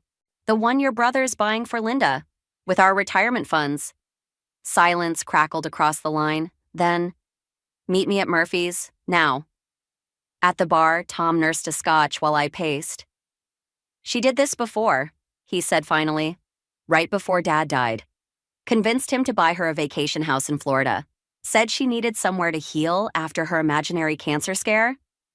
Cancer scare? One of her greatest hits. Lasted 6 months. Miraculous recovery, of course. He laughed bitterly. Dad died before the closing. Heart attack, remember? The stress of refinancing everything. My phone buzzed. Brandon again? This time, I answered. Where are you? His voice was tight. Mom's worried sick. Is she, or is she too busy condo shopping? The line went quiet. Who told you? Does it matter? Were you going to tell me before or after you emptied our accounts? You don't understand? No, you don't understand. I just left our investment advisor's office. You didn't just take our savings, Brandon. You took our future. Mom needs security after everything she's been through. Everything she's been through? My voice rose. What about what she's put us through? What about what she did to your father? Don't bring him into this. Why not? Because you might realize you're following his footsteps right into an early grave. Tom flinched beside me. I'm doing what's right, Brandon said. If you can't support that? If I can't support that, what? You'll leave me? Newsflash, Brandon. You left this marriage a long time ago. I just didn't want to admit it. I hung up before he could respond. Tom watched me carefully. What now? He asked. My phone lit up with a text from Grace. Found you an apartment, 3-month lease available immediately. Another message popped up, this one from Linda. Please don't destroy my family. Brandon needs me. I stared at the words, feeling something shift inside me. Not sadness anymore, not even anger. Something colder, more focused. Now? I looked at Tom. Now we stop playing defense. You said Linda had a miracle recovery from her cancer scare? He nodded slowly. I bet there are medical records, or rather, a lack of them. Records that might interest Brandon's therapist, or his lawyer. Joy, she wants to play games with people's lives? Fine, but I'm done being a pawn. I stood up, steadier than I'd felt in weeks. It's time to show Linda what happens when you push someone too far. Tom's expression darkened with recognition. You sound like Dad, right before the end. Good, I said, reaching for my keys. Because this is the end, just not the one Linda's expecting. The hospital records lay scattered across Grace's dining room table like pieces of a twisted puzzle. Tom's contact at County General had come through. Every medical file for Linda Parker over the past decade. Nothing. Grace said, shuffling through papers. No cancer screenings, no serious illnesses, just routine checkups and… She paused, frowning at a document. What? Psychiatric referrals, lots of them, all declined. My phone buzzed. Brandon. Coming home tonight, we need to talk about the condo. I ignored it, focusing on the papers. Look at these dates. The first referral was right after your father died, I said to Tom. He leaned forward, eyes narrowing. 2 weeks before she claimed she found the lump. The imaginary lump that convinced your father to buy that house. And nearly bankrupted him doing it? Tom's jaw tightened. History repeating itself. Grace's doorbell rang. Through the window, I caught a glimpse of Linda's silver Mercedes. Perfect timing, I muttered, grabbing the files. Let's see how she handles her own medical history. But when Grace opened the door, it wasn't Linda who stepped inside. It was Brandon. Mom's in the car, he said quickly. She doesn't know I'm here. His eyes locked onto the papers in my hands. What are those? Your mother's greatest performances. I held up a psychiatric referral. Tell me, did she ever mention these? You had no right. Like you had no right to drain our accounts? I stepped closer. Your father died because of her games, Brandon, and you're following the same path. Dad died of a heart attack. After months of financial stress and emotional manipulation, just like what she's doing to you now. Brandon's face flushed. The condo is an investment? It's a trap, just like the Florida house was for your father, just like this marriage has become for me.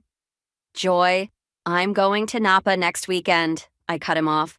With or without you, but first you need to see something. I handed him the psychiatric referrals. His hands trembled as he read. Multiple recommendations for treatment of factitious disorder, he mumbled. Tendency to fabricate medical conditions for attention and control. A car horn blared outside, Linda growing impatient. She needs help, Brandon. Real help, not enabling. He looked up, tears in his eyes. What am I supposed to do? Choose, right now. Stay here, read these files, face the truth, or go back to that car and keep pretending. The horn sounded again, longer this time. She's waiting, I said softly. Brandon stared at the papers, then at me. For a moment, I saw a glimmer of the man I'd married. Strong, independent, capable of standing up to his mother's manipulation. Then his phone buzzed. Linda's text lit up the screen. I'm feeling dizzy. Please hurry. Just like that, the glimmer vanished. He set the papers down. I can't leave her alone like this. Like what? Perfectly healthy but desperate for attention? You don't understand. No, you don't understand. This ends now. Either you stay and face reality or I'm done. And I'm taking everything we have left to court. Brandon stepped back, shaking his head. You wouldn't. Try me. I've got 3 years of financial records and a stack of medical files that prove elder abuse by proxy. How do you think a judge will view that? The horn blared a third time. Brandon looked at the door, then back at me. I'm sorry, he whispered and walked out. I watched through the window as he got into the Mercedes. As they drove away, Tom placed a hand on my shoulder. Now what? I picked up my phone, dialing my lawyer's number. Now we do this my way. Book your ticket to Napa, Tom. It's time for that family reunion we discussed. Joy, Grace warned. Revenge won't fix this. This isn't about revenge anymore.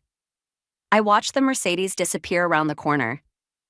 It's about survival, and I'm done being the victim in Linda Parker's tragedy. The Napa Valley sunset painted everything gold, but I felt nothing but cold as I watched Brandon's car pull into the resort parking lot. Linda sat in the passenger seat, exactly where I should have been. Right on schedule, Tom muttered beside me. Mom never could resist crashing a party. I clutched the envelope containing the medical records. Did you send the anonymous tip? Called the front desk an hour ago. They think she's here for a surprise anniversary celebration. Brandon helped Linda out of the car, her movements deliberately slow and fragile. The same act she'd perfected during her cancer scare, now recycled for a new audience. Show time, I whispered, stepping into view. Brandon froze. Linda's hand flew to her chest, her signature move when feeling faint. Joy? Brandon's voice cracked. What are you doing here? Enjoying my prize. The question is, what are you doing here, with her? Linda swayed dramatically. Brandon, I'm feeling dizzy. Drop the act, Linda. Tom emerged from the shadows. We've seen this performance before. The color drained from Linda's face. Tom, Brandon, what's happening? That's what I'd like to know. Brandon looked between us, lost. Why are you both? Because someone needs to stop this. I opened the envelope. Remember these, Linda?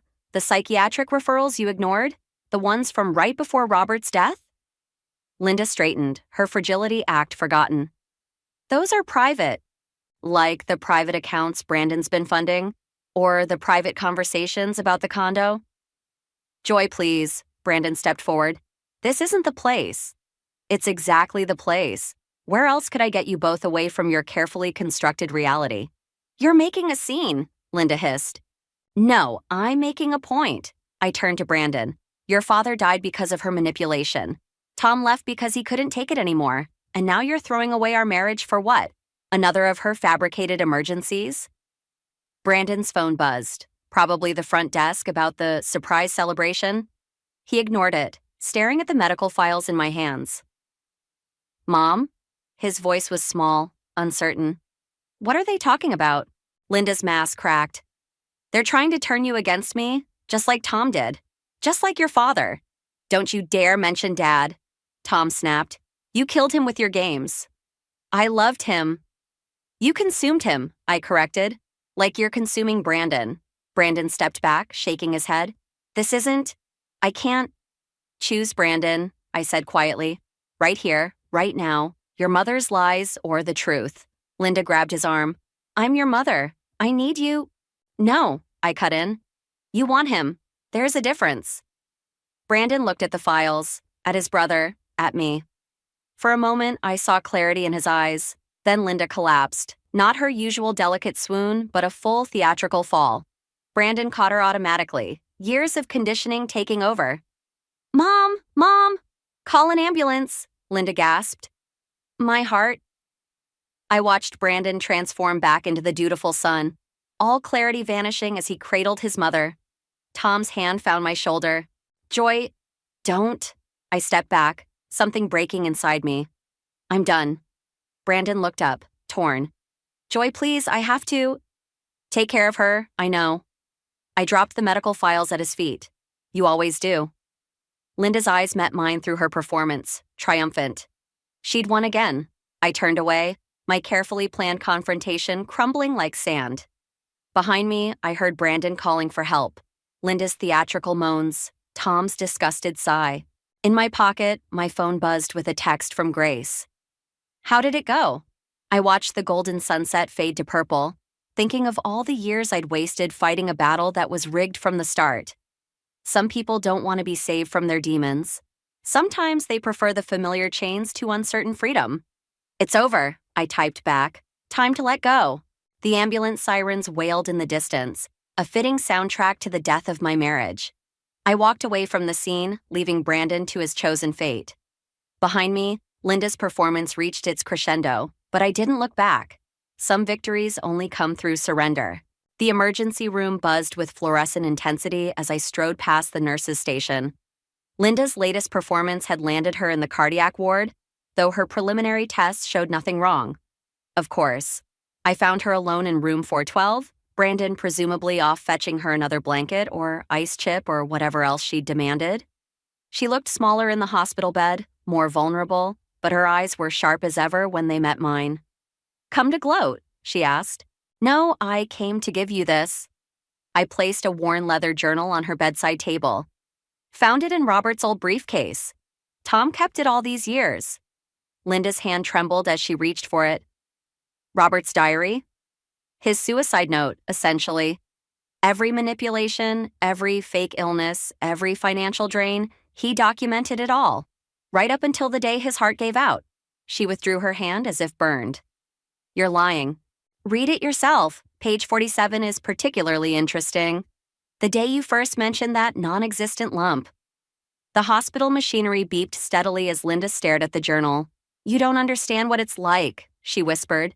To watch your children slip away. To feel yourself becoming unnecessary. So you make yourself necessary through lies? Through emotional blackmail? I keep my family close. You keep them trapped, and now you're doing it to Brandon. She lifted her chin. Brandon loves me.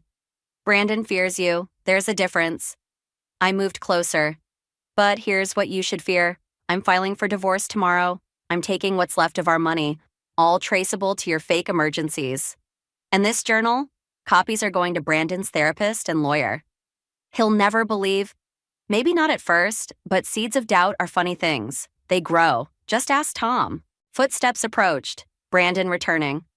Linda's face contorted with panic. What do you want? She hissed.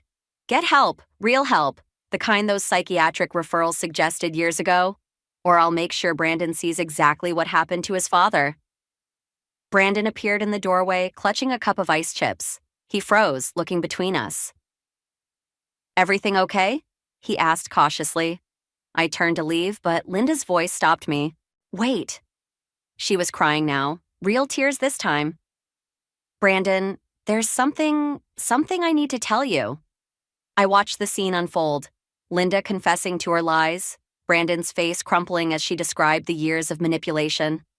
The truth about his father's death, the fabricated illnesses, the financial destruction. I couldn't bear to lose you too, she finished. Brandon sat heavily in the visitor's chair, his world reshaping itself around this new reality. When he finally spoke, his voice was hollow. All this time, I'm sorry, Linda whispered. I'll get help. I promise. Just don't leave me alone. Brandon looked at me, then back at his mother. I saw the choice weighing on him, the same choice his father never got to make. You won't be alone, Mom, he said finally, but you need help, professional help, and I need time. He stood up, shoulders straight for the first time in years. Joy, I'll be at Grace's, I said softly, when you're ready to talk. Linda called out as I reached the door. I really am sorry for everything. I turned back one last time. I know, that's why I brought the journal instead of sending it straight to Brandon. Everyone deserves one chance to choose truth over lies. In the hallway, Tom waited by the elevator. How'd it go? Better than revenge, I said. She's finally facing herself. And Brandon? I watched through the window as Brandon held his mother's hand, both of them crying now, not from manipulation, but from truth. He's facing himself too. Sometimes that's the hardest battle of all. The elevator doors opened. As we stepped in, I heard Linda ask for her psychiatrist referral papers. Sometimes the greatest victory isn't in destroying your enemy, but in helping them find their way back to humanity, even if that means letting go of your own need for revenge. The Italian sun warmed my face as I sipped espresso at the small cafe in Florence. Grace had insisted on this trip. Healing through carbs, she called it. My phone buzzed with a text from Tom, a photo of Linda at her therapy session, actually showing up this time. Progress, however small. Another postcard? Grace nodded at the blank card on our table. Last one. I'd been writing them throughout our trip, not to send, but to say the things I needed to say.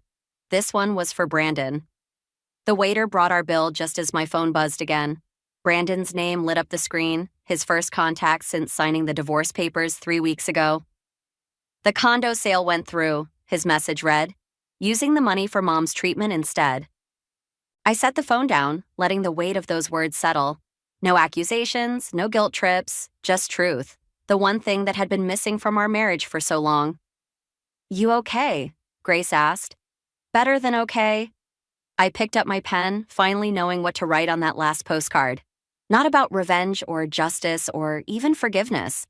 Something simpler, more honest. A shadow fell across our table. I looked up to find Adam, his familiar pragmatic smile somehow softer in the Tuscan light. Fancy meeting you here, he said. Grace's eyes widened. Did you? I might have mentioned our itinerary to him, I admitted. Sometimes the best way forward is with someone who saw you clearly all along. Adam pulled up a chair, ordered an espresso in surprisingly decent Italian. We talked about everything and nothing. Work, travel, the way life surprises you when you stop trying to control it. My phone buzzed one more time, a message from Linda. Thank you for the journal, for giving me a chance to choose differently. I thought about revenge, about how I'd wanted to destroy her, to make her feel as trapped as I had. But in the end, the greatest victory wasn't in tearing someone down. It was in finding the strength to walk away, to let them face their own demons while you face your future. There's this little vineyard in Chianti, Adam said, his knee brushing mine under the table. If you're interested. Grace kicked me softly, grinning. I looked at the postcard, still blank except for Brandon's name. What do you say to someone who is both your greatest love and your hardest lesson? In the end, I wrote just 3 words. Choose yourself first. The waiter returned with Adam's coffee, asking if we needed anything else. I caught my reflection in the window, no longer the woman who'd won that Napa Valley trip, desperate to save a marriage that was already gone. Someone stronger now. Someone who understood that sometimes the happy ending isn't about winning or losing, but about finding the courage to write your own story. Actually, I said, both to the waiter and to whatever twist of fate had brought me here, we'll take another round. We're celebrating. What are we celebrating? Adam asked. I tucked the postcard into my bag, unsigned. Some words don't need to be sent to be heard. New chapters, I said, raising my cup, and the art of letting go. Grace and Adam lifted their cups too, the afternoon sun turning everything to gold. Somewhere back home, Brandon was learning to set boundaries, Linda was facing her fears in therapy, and Tom was rebuilding bridges he'd thought forever burned. And here, in this moment, I was exactly where I needed to be. Not because I'd won or lost, but because I'd finally understood that the greatest act of revenge against a life that's trapped you is to simply set yourself free. The espresso was bitter and perfect on my tongue, tasting like truth, like possibility, like the kind of peace that comes not from victory, but from finally, completely, letting go.